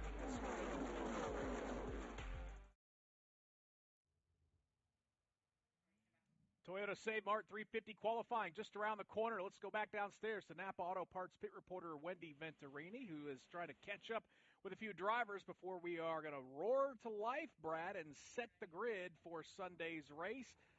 Wendy, who you got downstairs? Yes, I'm downstairs with Ryan Blaney, fastest in that group of practice. I know you hold your cards tight on the radio for feedback in practice. What can you tell us of how the car reacted in that few laps? Yeah, good speed firing off for sure. I think we just got to work on getting it to last a little bit longer, and I think some of that, is we can work on the car a little bit. Some of that I can change up some stuff to try to, have the tires last a little bit more for a race run. But, overall can't complain with the pace in it. Just got to tweak it here and there for the race tomorrow. But hopefully we can lay down a decent lap right now and get a good starting spot for tomorrow. Is there any particular turn or area of the racetrack that you feel the best at? The best? Yeah, I don't know. It's hard to kind of figure that out. I feel pretty good from turns 2 to 3, 3A. That's kind of where I feel like I'm strong. Turn 7 in the back, I feel like I'm pretty good. Some of the other areas we probably need to improve in, but as of right now, I feel like that's kind of our strong suits, and we'll try to work on the other areas. All right, thanks for your time. That's Ryan Blaney, who continues to debrief with his team. It's interesting to talk to these drivers about where they feel confident and not so good, because moments ago we spoke to A.J. Allmendinger, who said turn 2 was the worst for him. All right, thank you very much, Wendy Venturini. Here's how qualifying works on road courses. This is the final road race for the NASCAR Cup Series in 2026. Group 1 gets a 20-minute session. Group 2 gets a 20-minute session as well. During that 20 minutes, the cars can go out onto the track at any time and go out there and make their fastest lap. They can go out and make as many laps as they want to during that 20-minute session. The fastest one, obviously, will be the lap of record. That happens with Group 1. Same thing for Group number 2. At the end of it, they take the combined speeds from both groups, and that sets the lineup. Bigger question, Nick Yeoman. Shane Van Gisbergen was 5th fastest overall, fastest in Group number 1. Could he be the driver winning the pole? Could the pole come from Group 1, or is Group number 2 going to be the faster? And if you joined us late, Wendy Venturini talked to Shane Van Gisbergen, who's putting his helmet on right now, about to climb in the cockpit of that Red Bull Chevrolet. And he wasn't necessarily happy with his race car, but I don't think anybody is. I think that long pause we heard from Ryan Blaney when Wendy asked about what his favorite part or where the car feels the best on the racetrack kind of says it all. There's a lot of drivers struggling for grip. Before we fire the engines and start qualifying, let's go out and visit with our turn announcers. Doug Turnbull, you said there's some final preparations being done on the racetrack here before we go qualifying. Well, as we all covered here, Nick, you're absolutely right. At the beginning of that Group A practice session, there were several drivers that got off course there as they were trying to figure out the grip levels in the early turns. We saw A.J. Allmendinger at the very end of the Group B session make an excursion there off of Turn 2 or Turn 3. And I've seen the brush trucks go through Turn 4A, through Turn 7, where the marbles kind of build up when people jump on the tires there into the track, and make sure it's all brushed off so everybody kind of has equal conditions as much as possible here for this qualifying. And Michael Young, we had an incident in turn number 10 early on practice involving Eric Jones. Seems like that part of the racetrack and the run down to the hairpin a little bit cleaner once we got everything cleaned up. Yeah, I think once that rubber got laid down, everything's a lot better. We did have the blowers out, making sure that that little bit of runoff at the exit of turn number 10 where the drivers want to drop those left sides off into that dirt and then bring it back onto the race course. All of that has been blown off the racing surface as the drivers set up for that final hairpin. But the final left-hander of turn number 12, everything clean, green, looking forward to qualifying. And the way they qualify here, they don't take a time at the actual start-finish line. They have what's called the alternate start-finish line, which here it is in turn number 9. That's where Eric Jones is coming through right now to go under the clock. The reason why they do that is once they make a lap, then they can dive onto pit road, and they don't actually have to go another lap around the track. So we've got Eric Jones, we've got Noah Gragson. Headed to you, Michael. Yeah, it's going to be interesting to see how Noah Gragson will do in this qualifier. The simple fact that he's had to get those brakes fixed and had not a lot of practice time. As a matter of fact, he'll come back down pit lane. We have Stenhouse making his way through as Eric Jones makes his way across the start-finish line. So it'll be Eric Jones, the first driver on the clock, as he roars up the hill to the left-hander of turn 1. Now bends it to the right. That's where that race car gets very, very light. Ricky Stenhouse Jr. now makes his way up the hill towards that same portion of the racetrack. As for Eric Jones, strong last month of the season, Doug Turnbull, as he heads down the hill into your view in turn 4. And though road courses are not his forte there with a 20th place finish last week at San Diego, Eric Jones looking decent on this run right now. He exits a little too wide, I would say, out of turn 4. It barely gets off of the tire barrier there. And now into turn 7A, he's on the brakes hard, exits a little bit wider than he wants to there as he begins the trip down the hill to turn 8. Yeah, that 4A section can be a pretty tricky one. So can the S's as well. Eric Jones nice and smooth now as he makes the right-hander. And before the sweeping left-hander of turn number 9, that right-hander of turn 8, as he was going down the slide, he actually got off course just a little bit on the rubber strips. Now he heads to turn 10. Yeah, a little trepidation, lifted several times as he made his way through the exit of turn 10, so still not comfortable in this portion of the course. Navigates through that hairpin, puts those right sides right on those rumble strips, lets the left side then drift out to that outside retaining wall through the left-hander of 12. So Eric Jones, first driver to turn a lap at a minute 17.574. Ricky Stenhouse Jr. is also out on the racetrack as he heads down the front straightaway. He's going to go out and turn a second lap. Pat Patterson rejoins us as Stenhouse will greet you out of turn 1. Driver 47 climbs the hill now down through the gearbox, grabs a gear, lets the car drift out to the left, stand back up on the throttle, maybe shift. Yes, he does. Car veers out to the right, now back to the left, heads to the top of the hill. Stenhouse out of the gas, now back to it again to 4. The paint scheme on that number 47 Chevrolet, almost the same color as the brown grass out here as Ricky Stenhouse Jr. powers out of turn number 4 there. Goes through the short chute, acceleration on the brakes right now, down through the gears. Hard right-hand turn through turn 7A. Seems to hit his marks there as he goes right, left, right again toward turn 8. Only a handful of cars out to qualify right now. That's Eric Jones, Ricky Stenhouse Jr., John Hunter Nemechek also on the circuit. Eric Jones coming out of turn number 10. Ricky Stenhouse Jr. goes down that slope toward turn number 9. He sets his car up for the right-hander of turn number 10. Best start ever for Ricky Stenhouse was back in 2023 where he qualified 13th, and he said enough is enough, and he will bring that car back down to pit lane. Yeah, one other car on the racetrack at full song. That's John Hunter Nemechek. He will roar across the alternate start-finish line to turn a lap. He'll do a minute 17.589. A little surprised, though, Brad, how empty the racetrack has been. We see Eric Jones bring his car back to pit lane. Michael touched on the fact that Stenhouse was out of the throttle and John Hunter Nemechek as well. So it was really 3 and done for the drivers here in qualifying as we still await some more drivers, including Shane Van Gisbergen, who was very fast in group number 1. We see Christopher Bell. He pulls off of pit lane. He's going to go out on the racetrack. Also waiting for some drivers like Connor Zillich, William Byron. They also showed some considerable pace as well in Group 1 practice. Nick, I'm not a crew chief. There's a reason why they make the big bucks and strategize every single part of a race weekend. And for this one, you look at it, you think, okay, Christopher Bell, for Adam Stevens, he knows he has a driver with a fractured wrist. Bell has been getting a new cast on his wrist every single week to make sure that they really isolate that, help manage and maintain. But what Adam Stevens is doing right now is giving Christopher Bell the opportunity to have a nice, clean racetrack to go out there and qualify, not have to have any other cars around him, not have to have anyone interrupt his lap. In fact, Christopher Bell is now coming down the S's at speed. He's going to hit the alternate start-finish line. That's when the clock starts for Christopher Bell as he dips down the hill toward turn number 9. It's a left-hand corner, and he is sliding around this racetrack, sets it up for the right-hander of 10. Well, let's see what C. Bell can do. The wind has certainly died down. It was pretty strong during his session coming from the northeast. Now it's coming from the southeast, but not nearly as gusty. Makes that hairpin and that right-hander of turn number 11. Here comes Christopher Bell back into the throttle. You can hear him make his way through the gears through turn number 12. Joe Gibbs Racing driver enters this weekend 12th in points, so the performance has to remain strong as Christopher Bell heads up the hill to turn 2. Once again, he'll use those hands as best he can to get down through the gearbox now, lets the car drift out to driver's left, pulls it back driver's right as he heads through 3A and heads up towards 3B. Now Bell Good smooth lap through here as he tops the hill and heads to 4. I would guess the hardest part for driving with the wounded left wrist for Christopher Bell is these slow corners there where you have to swing it wide almost near the wall as he does coming out of turn 4A, and then hard on the brakes again for that hard right-hander into turn 7A. Doesn't look too out of control there. Looks like the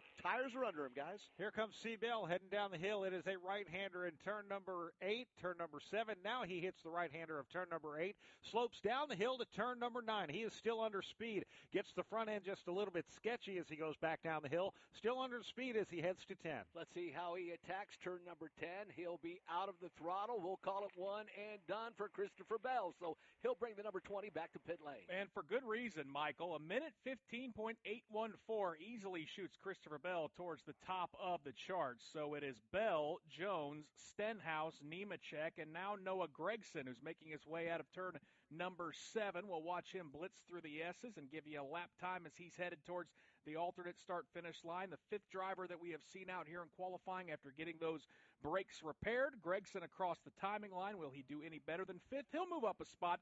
He'll go 4th at 1:17.347. Qualifying rolls on here from Sonoma Raceway as Christopher Bell sits at the top of the charts. Have you filed for disability benefits but were denied by the Social Security Administration? Or do you need to apply and are overwhelmed with paperwork? Are you between the ages of 50 and 63 and can no longer work because of an illness or injury? Thousands of hardworking Americans are in your situation. They file for disability benefits and are unnecessarily denied their much-needed benefit check. Call now for a no-obligation, free evaluation. We can help you nearly double your chances of approval and get your benefit checks faster. We understand the physical, emotional, and financial impact. We'll share our insider expertise and help you get your disability claim filed and paid immediately. There is a time limit to apply, so call right now. Operators are standing by to help you. 800-978-3903. 800-978-3903. 800-978-3903. That's 800-978-3903.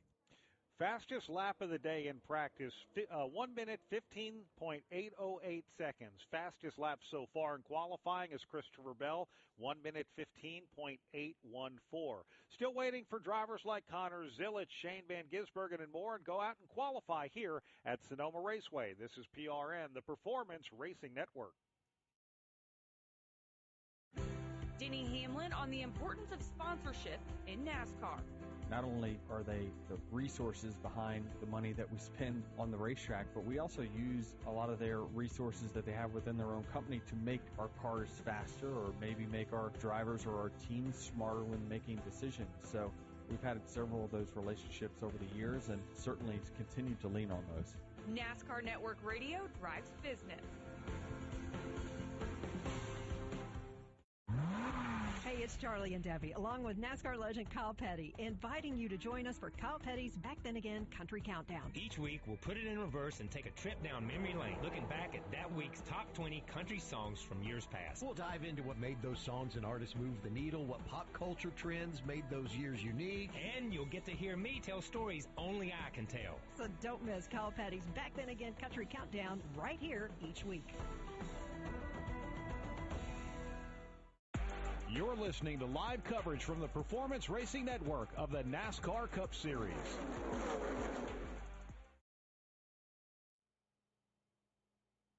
Fast lap underway for Connor Zillich as he is out on the racetrack, navigating turns 2 and 3. Now heads uphill. Doug Turnbull, the driver of that number 88 WeatherTech Chevrolet, heading down the hill to turn 4. Trying to turn things around after a tough stretch this rookie season. Connor Zillich gets through turn number 4, points it straight right off of exit and away from the tire barrier. Now he's hard on the brakes. Austin Dillon ahead of him there, hoping that doesn't stymie his progress there as he winds up to speed here in that WeatherTech Chevrolet. Connor Zillich now heading down the hill through the S's. It's a right. It is a left in turn number 7. They hit the right-hander of turn number 8.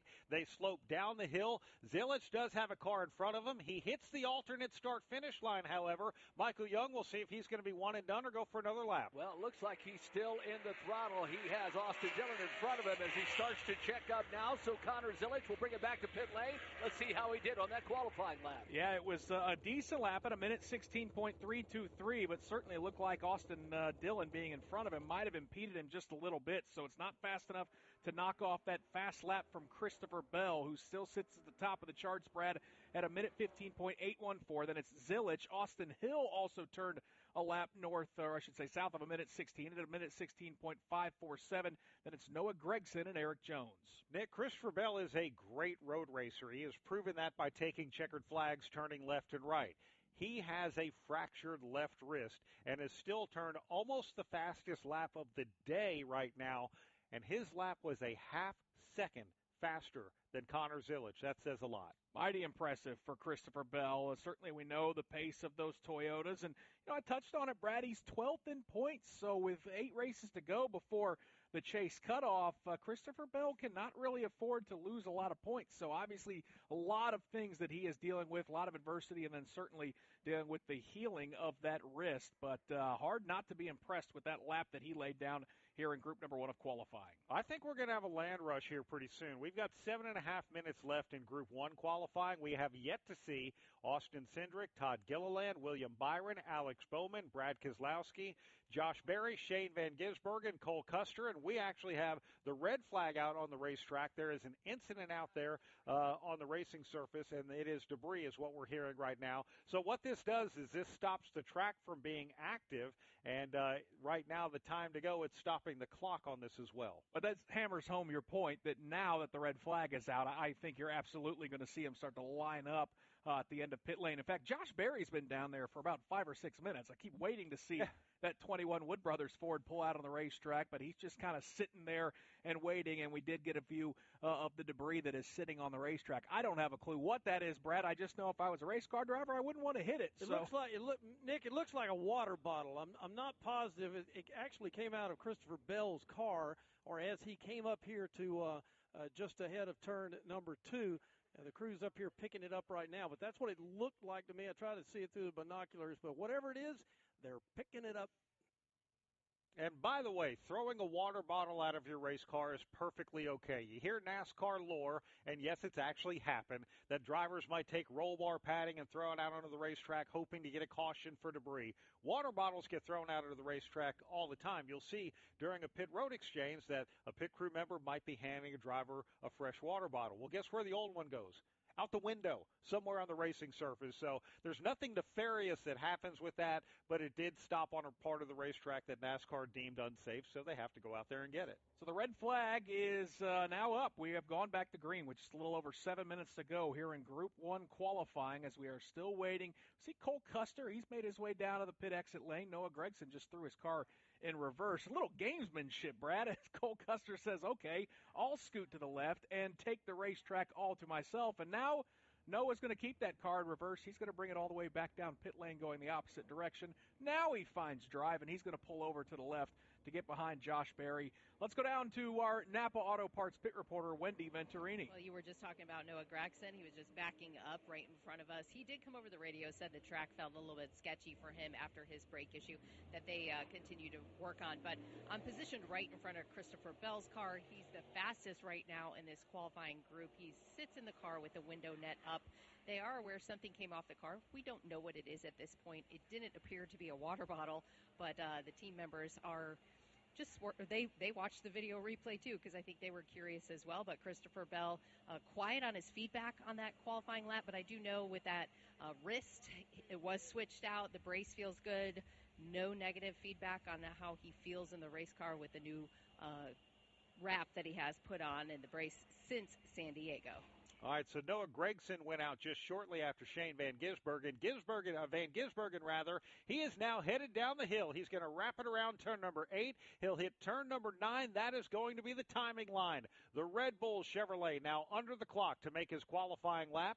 Van Gisbergen has already won the pole for the O'Reilly race. He's trying to do it for the Cup race as well, Michael. Only one car ahead of him, and that's Cole Custer as Shane Van Gisbergen begins a qualifying lap. He'll get himself set up for that hairpin of turn number 11. slows that car down and now begins to make his way through the exit portion of that turn. Smooth. Car is planted to the racing surface. Now up through the gears through turn number 12. Shane Van Gisbergen trying to top the minute 15.8 lap set by Christopher Bell. Let's swing it around. Pat Patterson as SVG heads up to 1. Yeah, 10 stories straight up into the sky here. Bring that car down into second gear. Lets the car veer out driver's left. Pulls on the wheel back to the right now and sets up for what will be turn 3B as he gets back in the gas as hard as he can. Car steps out a little bit, but not much, Doug, as he heads your way. It's the time to do it when the tires are newest. Shane Van Gisbergen hard on the brakes through turn 4. Gets it pointed straight immediately on exit down the short chute here, as now he's high through the gears and down through them again. On the brakes and to the right as he turns through turn 7A. Then kicks that wheel back to the left to go down the hill. Shane Van Gisbergen now. It's going to be a right. It's going to be a left as he works his way through the S's. Turn number 7. Now he'll hit turn number 8. He will slope down the hill to the timing line. That is turn number 9. Shane Van Gisbergen making his first lap. Let's see if he can get another pole here at Sonoma Raceway. He's not finished yet. He'll stay in the throttle, make his way through turn number 10, and that car is planted and smooth. Shane Van Gisbergen working through the hairpin portion of the course, back down through the brakes, and now back up through that gearbox. Back end twitched ever so slightly, but that car planted. Here comes Van Gisbergen. Yeah, that first lap was a warm-up lap. Now Shane Van Gisbergen is full song. Pat Patterson as he streaks to the left-hander of turn 1. Yeah, and it's important to point out as he makes the corner here in turn number 2, he is going to run into a lot of slower traffic as he gets around to that side of the course. He works his way through turns 3 and 3A over to turn 3B now to the top. Doug, he's got a lot of traffic in front of him. I don't know if he's going to catch him or not. If he does, it would be impressive. There are 3 cars that are exiting or entering turn 7 as he exits turn 4A right now at full speed. They are just babying around up to speed, and he is closing. Here he goes into turn 7 on the brakes, gets through it perfectly there, and then kicks that wheel once again to the left to begin the S's once again. Nothing will impede Shane Van Gisbergen's progress as he now once again comes toward the alternate start-finish line. Kind of interesting that he had an at-speed warm-up lap, however, Nick Yeoman, and let's see, Nick, where he winds up with this second one. It's going to be a monster run for Shane Van Gisbergen. How about a minute 14.914, nearly a second faster than Christopher Bell. So Van Gisbergen goes P1. Driver who was closest to him in Group 1 was William Byron. He's on a flyer heading up the hill to you, Pat, in turn 1. Here comes Byron. Very different looking race car than we normally see him in. Orange and white machine as he works his way through turn number 2. Pulls on the wheel back to the right now. He's got Alex Bowman right behind him. Also Josh Berry working on his lap. Here's the 24, top of the hill, down to turn 4. As it gains speed, he's got to get on the brakes hard. William Byron does for that right-hand turn. Exits it a little bit ungracefully there, as behind him, Alex Bowman is starting to charge. Now William Byron gets on the brakes again through turn 7. Turns that car, exits a little wide there, and has to straighten it out to go down the hill with Alex Bowman in tow. William Byron's got the orange paint scheme on his Exalta Chevrolet. Does he have anything for the monster lap of Shane Van Gisbergen? 2 minutes left for Group 1 qualifying. Nick, William Byron crosses the alternate start-finish line. William Byron goes to 3rd. Alex Bowman goes to 5th. Michael Young, do they stay out on the racetrack with just under 2 minutes to go? Well, it looks like William Byron wants to get another lap in. Indeed, he does. Alex Bowman will do the same. So the 2 drivers from the Hendricks camp make their way through this portion of the course, turn number 11. It's Alex Bowman, about 5 car lengths behind his teammate, William Byron. C. Bell, Shane Van Gisbergen back out on the course, Michael Young. And for Van Gisbergen, he is not finished yet. Can he eclipse that minute 14 and get down into the 13th? What a task that would be. Looks good as he makes his way through the turn 11 portion of the course, down through the left-hander of 12. Christopher Bell, P2. He's gone faster, Pat Patterson. He needs to find about 0.4 of a second. Well, no doubt about it. SVG is the rabbit. We'll see who can catch him right now as Bell just now works his way out of turn number 2 over to 3A and 3B. Right behind him, some 200 yards, is SVG. He works his Red Bull machine. Christopher Bell got off course up here, had to get out of the gas and that's a throwaway lap for him, Doug. However, SVG is able to stay out on the course, and he's moving your way. But Bell's moving slow, or rather, Van Gisbergen moving slow too, as Brad Keselowski has to swing wide around them. Now they're getting back up to speed, but their laps are over. Our SVG and Christopher Bell, as Keselowski's in front of them. Behind them, Cole Custer and Todd Gilliland in tow, as drivers are getting down the last 30 seconds here in the session. Austin Hill goes up to second quick. He'll stay out on the racetrack. Connor Zilic also back out on the racetrack, trying to make a fast lap as Shane Van Gisbergen the quickest here. Connor Zilic also making his way around Nick Yeoman, and he did not get a good first lap early in qualifying. He did not, but he's got a chance here at Shane Van Gisbergen. Well, another car off course over here, guys. He came out right out of 2. I look like red one. I can just now say, it's Cody Ware. Yeah, Cody Ware just went off the race course over here in 2. Kicked up a lot of dirt. Not going to be helpful to these guys trying to qualify in this next group.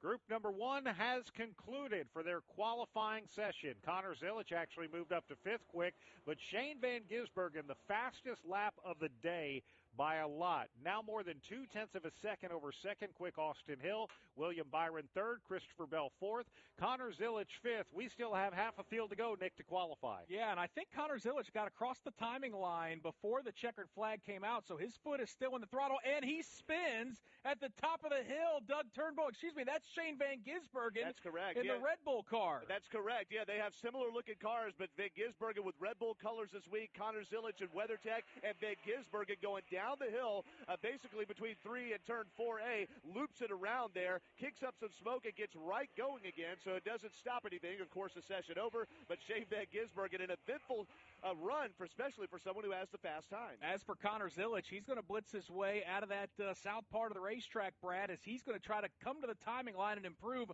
on the spot right now, 5th here in group number 1. And Shane Van Gisbergen's in his way as they come to the alternate start-finish line. Van Gisbergen finally moves over. Not sure if that actually slowed teammate Connor Zilic, but that lap for Connor Zilic was not faster. He will still remain 5th quick. Shane Van Gisbergen, P1 here in group number 1. How about the run from Austin Hill, though, Brad? He's 2nd quick. William Byron, Christopher Bell, Connor Zilic, your top 5 in group 1. And we have group 2 qualifying coming up next here from Sonoma Raceway. Summer at Cracker Barrel means campfire's back. Wake up to our new campfire breakfast skillet. So good we serve it all day long. Or try our campfire chicken or campfire beef. These seasonal favorites feature corn on the cob, red skin potatoes, carrots, grape tomatoes, and onions, all slow cooked in foil to lock in those campfire flavors. Finish with one of our new sweet treats, a cherry Coke float, or the all-American double chocolate fudge Coca-Cola cake. You can try them all, but only this summer at Cracker Barrel. There was a time when speed wasn't a sport, it was survival. The hills of Wilkes County made outlaws. Only one rule: don't get caught. That's one thing that hasn't changed. This July, short track chaos and nowhere to hide. Only now, it's a points race. Be there when it matters. The Window World 450, July 19th at North Wilkesboro Speedway. Get tickets today at northwilkesborospeedway.com. Group 2 qualifying about to get underway here at Sonoma Raceway. This is PRN, the Performance Racing Network. Hi, this is Doug Rice at PRN. Join me for another great episode of Fast Talk. I heard this 5 years ago with Jimmy Johnson. I know what you you're think gonna Jimmy say. Johnson forgot how to drive? You're an idiot. Shut up. Sit down. He's going to win 8 races in a row. I'm not putting Kyle Larson in that category. I think driver slump and team slump. I think this may be more of a team slump than a driver slump. That's Fast Talk right here on PRN. PRN's Garage Pass is your daily dose of NASCAR news. Whether you're driving to work or sipping your morning cup of coffee, you won't miss a moment from PRN's Garage Pass. And now more than ever, we're keeping you dialed in. You can now listen on Spotify or wherever you get podcasts to exclusive extended edition versions of Garage Pass. Listen to race recaps from the previous weekend, extended interviews from your favorite drivers, and much more on PRN's Garage Pass. You're listening to the Performance Racing Network's live coverage of the NASCAR Cup Series.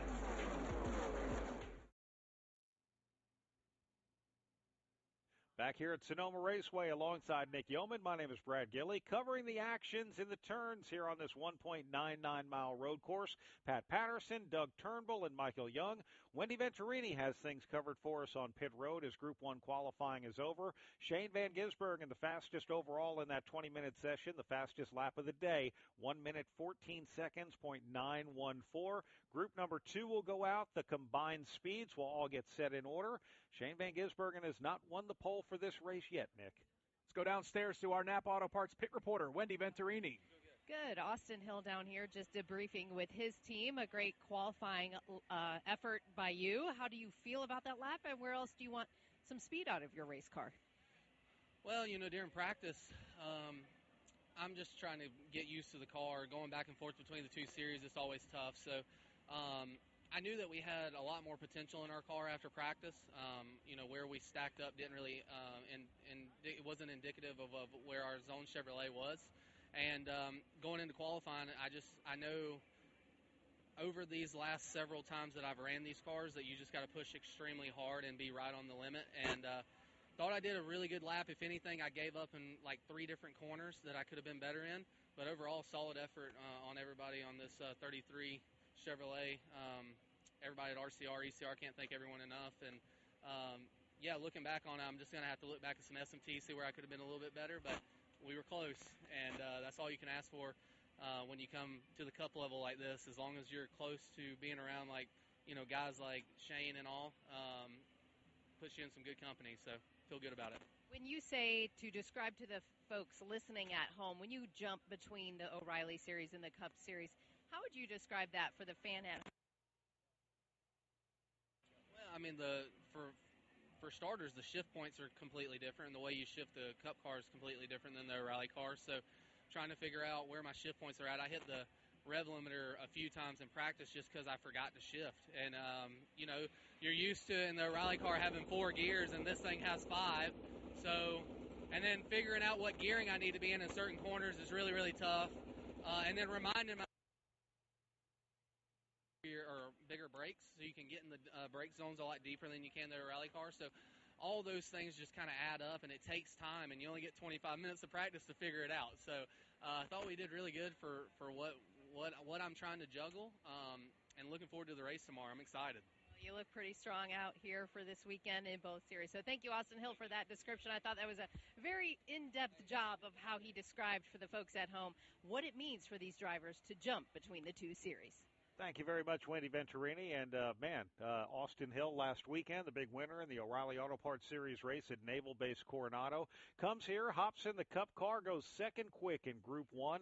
Of course, his weekend was cut short in that number 33 Cup car last weekend, Nick, on a restart where his car just went wide right into Connor Zilic and took out a lot of the top contenders. It was a similar story what we saw in the O'Reilly Auto Parts race the day before when Sam Mayer made kind of a similar mistake, and he actually hit the inside wall. So that was a very, very tricky corner. So good little bit of redemption there for Austin Hill. We'll see where it all shakes out. Ultimately not guaranteed to start in that second position, but feel like he's going to be certainly in the front half of the field. And I'm glad Wendy asked him about just how different the O'Reilly Auto Parts cars are compared to the Cup Series, because many drivers will tell you that they're about as far apart as they've been in many, many years, many generations of automobiles here in NASCAR. So it takes a different bit of skill set, and to hear that even the braking and the shifting points are different, man, to have to retrain your brain and be thinking about that all the time, it's a lot on Austin Hill's plate this weekend, but so far so good for the driver of that number 33 for Richard Childress Racing. Austin Hill will now turn his focus to the O'Reilly Auto Parts Series Pit Boss Food Max 250, where he will start 10th. Coverage for that with the Performance Racing Network, 5 o'clock Eastern Time, 2 o'clock local time this afternoon. Shane Van Gisbergen and Brent Cruz will start on the front row for the O'Reilly Auto Parts Series race, and Daniel Suarez will join Nick Yeoman and myself in the booth for that broadcast. Looking forward to that. Going to be pretty exciting. Yeah, of course, last year, just a thrilling race between Connor Zilic and Shane Van Gisbergen. They traded the lead of that event, really throughout all 3 stages. ultimately it was Connor Zilic getting the better of his veteran road racing teammate. So we'll see if they can ring the bell and try for round number 2. But certainly a lot of talented drivers in that O'Reilly Auto Parts Series field. We talked about Austin Hill. He's got a knack for this place. Brent Cruz continues to knock on the door for that first O'Reilly Auto Parts win. He's going to start on the front row. So nothing like having a teenager sitting alongside you if you're Shane Van Gisbergen. It is not going to be easy for him to win the race later today. He's obviously going to be the favorite, but there are a lot of really good road racers and drivers that are developing in the O'Reilly Auto Parts Series right now, and certainly a lot of them are going to take the fight to Shane Van Gisbergen when we drop the green flag.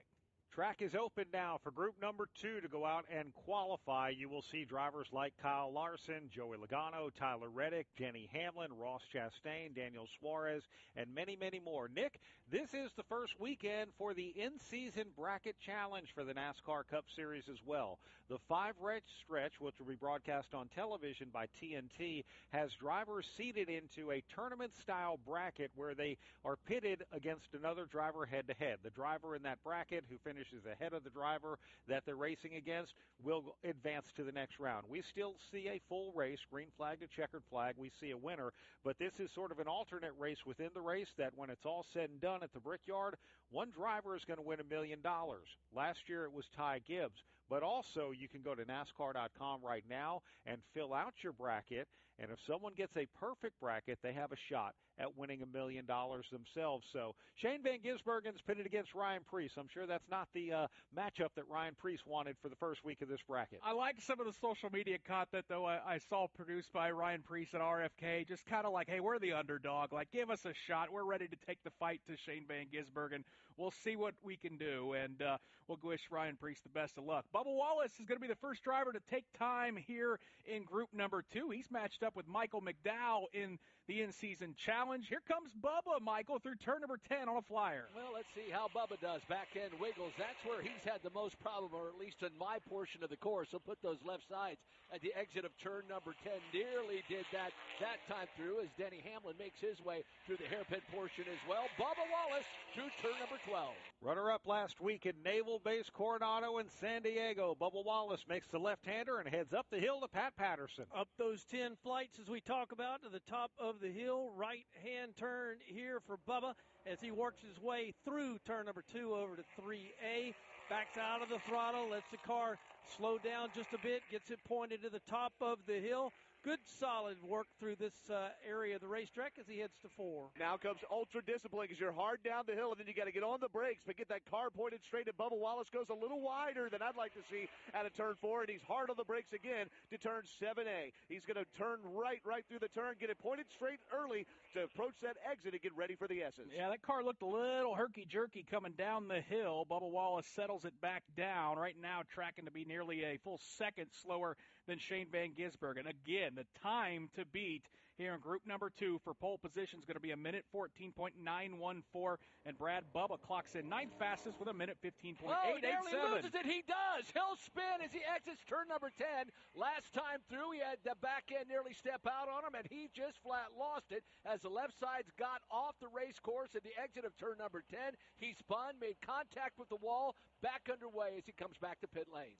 Nose of that Toyota Camry XSC a little shorter for Bubba Wallace now. He's going to have to have major repairs done for that. No matter where he qualifies now, he's going to have unapproved adjustments, and he will have to start at the tail of the field for the Toyota Save Mart 350. Denny Hamlin was also chasing him down the hill, and Hamlin right now, I'm not seeing actually a time taken on the scoreboard, Nick. Yeah, he was about, 8 to 10 car lengths behind Bubba Wallace as Bubba's going to take the hard left-hand turn, going to take that one back to the garage area so his crew can start working on that. But Denny Hamlin got out of the throttle, and I think it was just essentially a warm-up lap.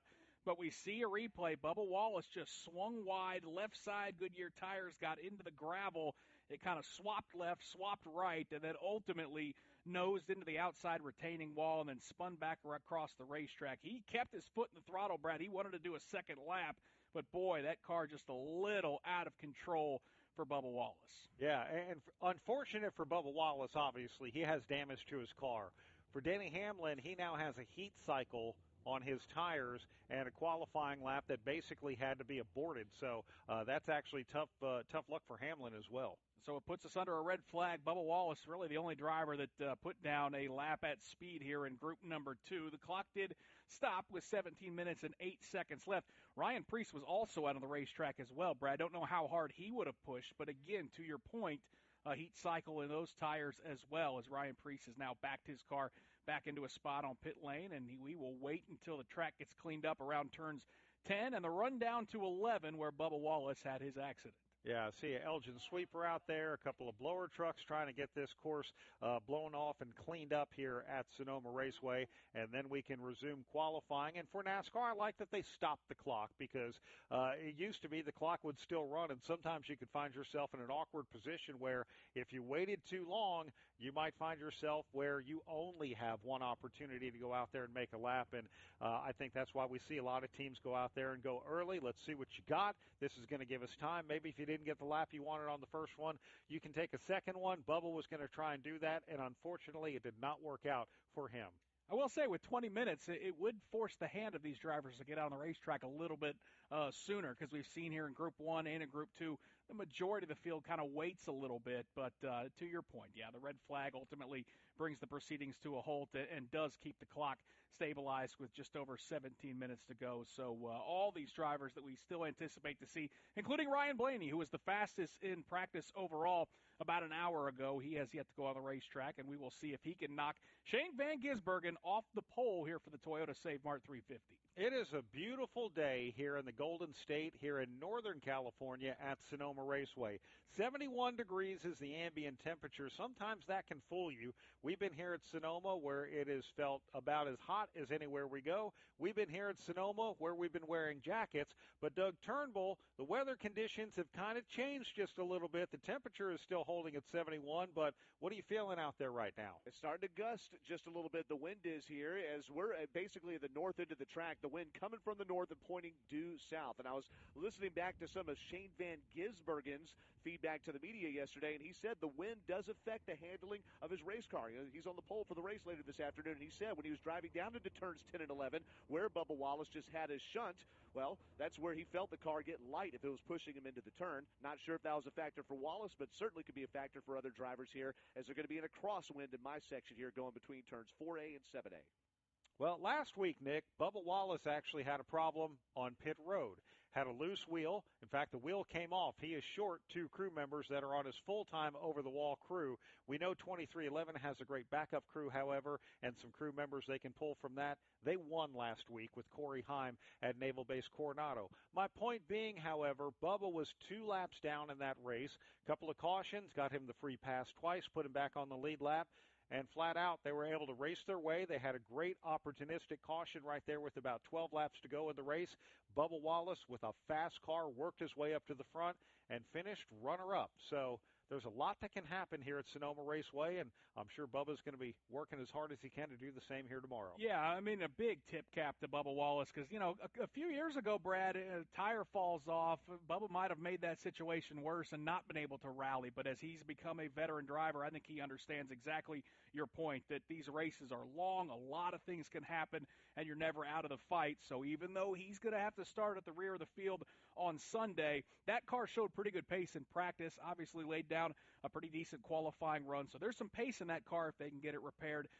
It's just going to be a long day for Bubba Wallace. He's going to have to pass a lot of cars to achieve the goals that he has set for Sunday. Yeah, for sure. The clock is running once again on qualifying. We just don't have any takers right now. Denny Hamlin's going to be the first one to go back on the track, and we'll let you know how his lap goes when we come back to Sonoma Raceway.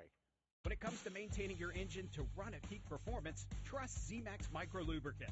Z-Max soaks into metal and is so easy to add to your oil or gas to disperse carbon buildup in your engine, fuel system, and transmission. Protect your vehicle's engine to the max with Z-Max. Check us out at zmax.com or visit us on Facebook and X to find out more about our full line of products. Remember the name Z-Max for your car, big rigs, small engines, firearms, and more. That's Z-Max Micro Lubricant. AA made all the difference in my life. I noticed that most of the goals I had as a kid were slipping by. I didn't feel like the person I hoped to be. After all those years of drinking, I really didn't know myself. When I was out there drinking, I was always looking for the next great party to make me feel all right. With AA, I found a better way of life. and I feel good in my everyday life, even without a drink in my hand. Visit AA.org for more information and download the Meeting Guide app to find a meeting near you. Denny Hamlin has 3 poles in 2026. We'll update his run when we come back from Sonoma Raceway. This is PRN, the Performance Racing Network. It's time for a PRN pit stop featuring pit reporter Heather DeBow. So Heather, what's your earliest memory of racing? My first race was at Phoenix, and Dale Earnhardt Sr. was still racing. And I used to sit on Rattlesnake Hill with my family. We'd have to get up really early in the morning, like I'm talking like 4 a.m. to get there first so that you could get a good spot. Do you remember the first time you were on air for PRN? I had asked Brad Gilly if I could shadow him during qualifying. And the next thing you know, he looks at me and says, go ahead, you do the next one. I'm not even working, bro. But yeah, they let me interview Jimmy Johnson during qualifying at Texas. I was in street clothes. It was wild. What's your advice for young women trying to work in motorsports? Take any opportunity you get offered. As recently as Bristol, I was there and they needed someone to fill in on pit road for CW, and they said, can you step in? I said, yes. Sign me up. Put me in, coach. This has been a PRN pit stop featuring Heather DeBow. You're listening to the Performance Racing Network's live coverage of the NASCAR Cup Series.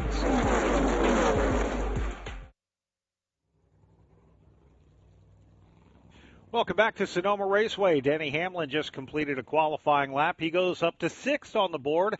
And Nick, on Denny Hamlin's Yahoo Toyota Camry XSE, it has an email address. It says, how's my driving? Email me, yodenny, the number 11, at yahoo.com. You can email Denny and tell him how his driving is. Oh, I'm sure race fans won't abuse that throughout the course of the weekend at all. That's a nice little thing, though. I like that, and I'm excited to see what type of feedback that Denny Hamlin might get with that initiative from Yahoo. Yeah, Denny, the number 11, at yahoo.com. So have some fun with that. We're going to have fun with Chris Buescher. He's making a left turn up the hill, headed up to Pat Patterson. Yeah, we'll see Buescher now full speed. Got a couple of slower cars up ahead of him. He gets up to the top of the hill and makes that left-hand corner down through the gearbox. Basically, you don't have to shift right here if you don't want to. You can blurp it a little bit, as he does right now into turns 3A, now up to 3B. Smooth lap for him. Doug, headed your way. Yeah, but there's slower cars like Ty Gibbs and Riley Herbst right around him as Buescher is having a knife right through him there. I don't think it slowed him down any in that red and white Trimble Ford as he smokes his tires going through turn 7, runs it a little wide there, doesn't get the approach to the S's he wants. So Chris Buescher will hustle his Ford through the S's, followed by his teammate Ryan Preece down the hill towards the alternate timing line. What can Chris Buescher do as he blitzes across? He will post a lap good enough for 17th. As for Ryan Preece, he is out of the throttle. He'll go a little bit faster. Brad, he was 13th fastest. Yeah, I have a feeling Chris Buescher is going to want to have another attempt at that. We have 11 minutes left in qualifying for the NASCAR Cup Series and the Toyota Save Mart 350 as Joey Logano has just gone to number 2 on the board. 1:15.139 seconds. The time to beat is Shane Van Gisbergen at 1:14.914 seconds as we pause 10 seconds for station identification. This is PRN, the Performance Racing Network.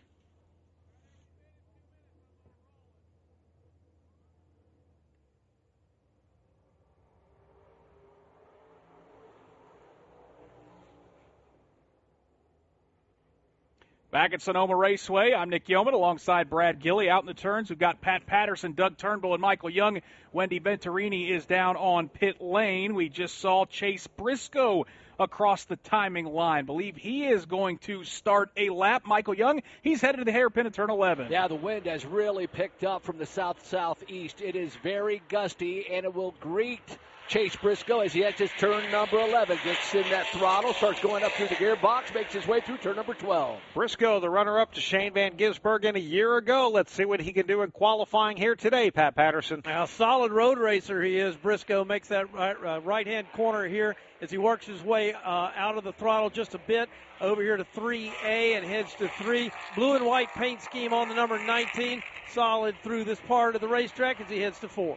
And down the hill there in the Columbia Bank Toyota, Chase Briscoe trying to get his first win of the season there. And, boy, he almost wipes it out there in turn four. Has to get off the gas and back on it again. There's that rear end of his car swings wide. Now he's into turn 7. He's into more control there as he makes that hard right-hander and sets up for the left-hander. Absolutely killed his lap, Brad, in terms of a run for the pole. Now he's tracking about 4/10 down, but Chase Briscoe was hustling it down there in 4. I think he should just be happy that the left side of that car was not destroyed in a tire barrier.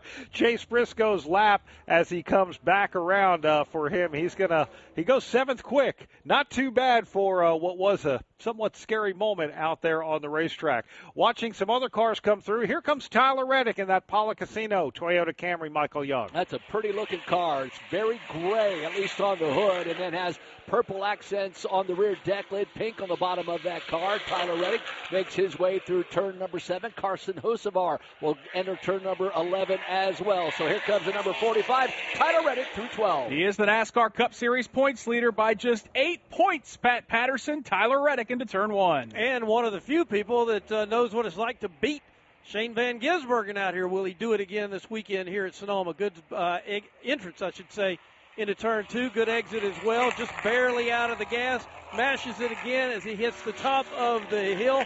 Solid car till he got it a little bit sideways, Doug, off the top of the hill. Looked like he got the left tires in the dirt between turns 3 and 4, but he gets well through turn number 4, right out next to the wall and down the short chute, and now on the binders again. Shifting down, there's the word there, through turn number 7, a right-hand turn, back up to speed into the S's. All right, so here he comes, Tyler Reddick. Let's see what he can do. Remember, Denny Hamlin, as Pat mentioned, chasing him in the Cup Series point standings. Hamlin is 9th quick right now. Tyler Reddick goes a little off course, but still keeps it straight as he hits the timing line. Goes up to 3rd quick, Nick Yeoman. And, Brad, how about the car right behind him that just jumped Shane Van Gisbergen? How about Carson Hocevar? A minute 14.854. That'll get the fans on their feet. A round of applause as that Chevrolet 77 machine for Spire has gone P1 with just 7 minutes to go in qualifying. And what a flex. He dipped that car right onto pit road. One and done for Carson Hocevar. Hocevar last week was the outside pole sitter at Naval Base Coronado. Actually, on his social media, he had an iRacing setup in the airplane flying out to the West Coast, just trying to make as many laps as he could. And for Carson Hocevar, big thing for him. Ryan Blaney coming down the racetrack right now. Ooh, Michael Young, it looks like he had those right side tires way up on the rumble strips in turn number 10. Yeah, he had to roll that car down as he got in through 10. Now back through the gearbox as he makes his way through this slow portion of turn number 11. Exit, back end swings to the left, I should say. Makes his way through turn number 12. Here's car number 12. Let's pick up Michael McDowell. He's on a flyer, Doug Turnbull. Down to you in turn 4. Through the short chute and downshifting already into turn number 7. Michael McDowell there really quick. One of the best here at Sonoma. And he looks good here as he heads down the hill toward you guys. All right, so let's see what Michael McDowell can do. His teammate Carson Hocevar has gone P1 faster than Shane Van Gisbergen. McDowell, an average finish of 4.0 at Sonoma Raceway in the Gen 7 car. He goes 2nd quick. Right now, it is a Spire front row with 6 minutes to go here in qualifying. He was using up the curbing. In fact, Michael Young, McDowell's going to stay in the throttle in turn 11. Best start for him ever back in 23. He started on the inside of row number 2, trying to get himself a pole here today. Michael McDowell on a run, 2nd time through. 2/100ths of a second separate Michael McDowell from Carson Hocevar. McDowell's back in it up the hill, Pat. Glendale, Arizona's number 1 Michael McDowell here working his way up the hill. Gets a nice entrance into 2. Back into the throttle hard. Over here to 3. Now gets the car pointed towards 3A. Again, a solid run through this part of the race course. And he's down the hill now out of turn 3A and into turn 4. Hard on the brakes. Right-hand turn. Michael McDowell swings it wide. Jerks the car in from the wall there. Keeps it going down the short chute. And he's on the brakes again. Downshifting early. Trying to get that car pointed correctly through the hard right-hander of turn 7A. Michael McDowell picks up the throttle. Heads through the S's. He's got to fight about 0.3 of a second to try to track down his teammate Carson Hocevar. Doesn't look like he's going to do it. In fact, Brad McDowell is out of the throttle, so he'll sit comfortably comfortably in second. Carson Hocevar was sitting comfortably in his car, ready to go back out in case McDowell beat him. But we've got some other fast cars on the racetrack as well. Kyle Larson trying to make his first lap, and Kyle Larson coming down the S's. He's going to hit that alternate timing line. And for Kyle Larson, 5 times he started on the front row, 4 times he's won the pole. How fast does he go? Oh, he just misses, knocking Carson Hocevar off the top spot. It's a minute 14.87 to a minute 14.85. 4 minutes to go here in qualifying. Let's go to our Napa Auto Parts pit reporter, Wendy Venturini. I'm positioned near Spire Motorsports. The 77 of Carson Hocevar sits here with Carson inside the car waiting for the 71 of Michael McDowell, who just got split with Kyle Larson in this qualifying. The telemetry and being able to follow the teams as closely as we can on pit road, we knew for sure that Michael McDowell was going to be very close to getting the pole there. They gave him feedback that it was turn 4 and turn 7 is where he lost the pole. Otherwise, he would have had it. So both these Spire cars, definitely the 71 of Michael McDowell, they are going to cool it down. And also the 77 of Carson Hocevar, he also requested to be cooled down to go back out because he feels like somebody will go faster. Last couple of cars to go out. A.J. Allmendinger, the Echo Park Automotive Chevrolet, is exited turn 1, headed up the hill to Pat. Yeah, here comes Allmendinger, top of the hill. He gets to now, works his throttle, gets down in the gearbox, grabs another gear now, back up through it into 3A, gets the car pointed to 3B. Green and white race scheme on that car, Doug, as he makes the top of the hill. And ahead of him, Chase Briscoe out for another hot lap, too, as A.J. Allmendinger from Los Gatos, California, swings it wide, has to gather that car back up, exiting turn 4, down the short chute, and then downshifting again into turn number 7A there. Doesn't take it very aggressively, and he's back on the gas again. A.J. Allmendinger's got a good lap going as he streaks through the S's, trying to knock Carson Hocevar off the top spot as he heads to the timing line. Allmendinger in that green and white car. He blitzes across the line. Brad, he'll clock in 5th. How about Ross Chastain? He's on a flyer right behind him. Ross Chastain now coming down turn number 8. He goes down the slope to turn number 9. That's where the alternate timing line is. And for Ross Chastain, he was one of the top quick in practice. He now goes to 4th quick on the scoreboard. Look at these times, Brad. With 2.5 minutes to go, Hocevar at a minute 14.8. Larson at a minute 14.8. McDowell at a minute 14.8. Chastain and Van Gisbergen just a 10th behind. This is razor thin for the pole here at Sonoma. We have 2 minutes, 15 seconds left in qualifying here for the Toyota Save Mart 350. Shane Van Gisbergen is maybe running a risk of getting outside of the top 5. He currently sits 5th. Logano had a fast car earlier. He's back on the track right now. Kyle Larson, 2nd quick. He stayed out on the track to see if he could actually go faster. In fact, Kyle Larson, Nick, is coming down that hill once again. He exits turn number 8 to the alternate start-finish line. What can the number 5 do on another lap? Kyle Larson across the timing line will not improve on 2nd, but how about Chase Briscoe? He's on a bit of a flyer trying to improve. He moves up to 6th quick, Brad, so a lot of moving and shaking here. Just 90 seconds to go in qualifying. Here we go. We see Ty Gibbs coming down the hill right now. He has got the red and white Saya colors on his Toyota Camry. He is hard in the gas right now, Michael Young, as he comes to you. Larson, Briscoe, they'll both stay out. Here comes Ty Gibbs as he works his way through turn number 11. Finds himself in that braking zone. Now peels himself off of turn number 11. Back end very stable for Ty Gibbs. Works his way through turn number 12. Ty Gibbs saws on the steering wheel to the left-hander on the front straightaway. Greeted by fans starting to fill in the grandstands here at Sonoma. Pat, he's headed up to 2. And he is somebody you got to keep your eye on. He's really good, especially through this top portion of the racetrack here. Makes that right-hand corner and works his car over to the left. Back out of the gas, back to the gas. Top of the hill he goes. Ty Gibbs trying to get a good lap in here, Doug. From the top of the mountain into the Napa Valley into turn number 4A. Ty Gibbs looking smooth at approach to the turn. Gets a little bit loose on exit, but stays in the gas here as he mats down all the way and then hard on the brakes. He's going to turn that car right at the apex of turn 7A. Get a great exit there as he keeps the wheel to the left on his hot lap. Ty Gibbs still on a hot lap trying to make something happen. Michael McDowell is back out on the circuit. He is on another hot lap right now. Here comes Ty Gibbs down to the alternate start-finish line, Nick. He's got a fast one. It's tracking for P1, and it is P1. A minute 14.829 for Ty Gibbs as he moves to first. Denny Hamlin across the timing line. He jumps into the top 10. He posts the 9th best lap. How about Tyler Reddick, Doug Turnbull? He's on the brakes in front of you. He is in the Pala Casino pink pink and gray Toyota there. He is already exiting turn 7 and down the hill trying to get more in turn 8. So qualifying, the clock has ended. The cars out on the circuit right now can still actually take a time. Here comes the Paula Casino Toyota of Tyler Reddick. He gets just a little bit off course as he's trying to get everything he can. That lap for Tyler Reddick will not be faster. Joey Logano comes across the line. We see Riley Herbst come across the line.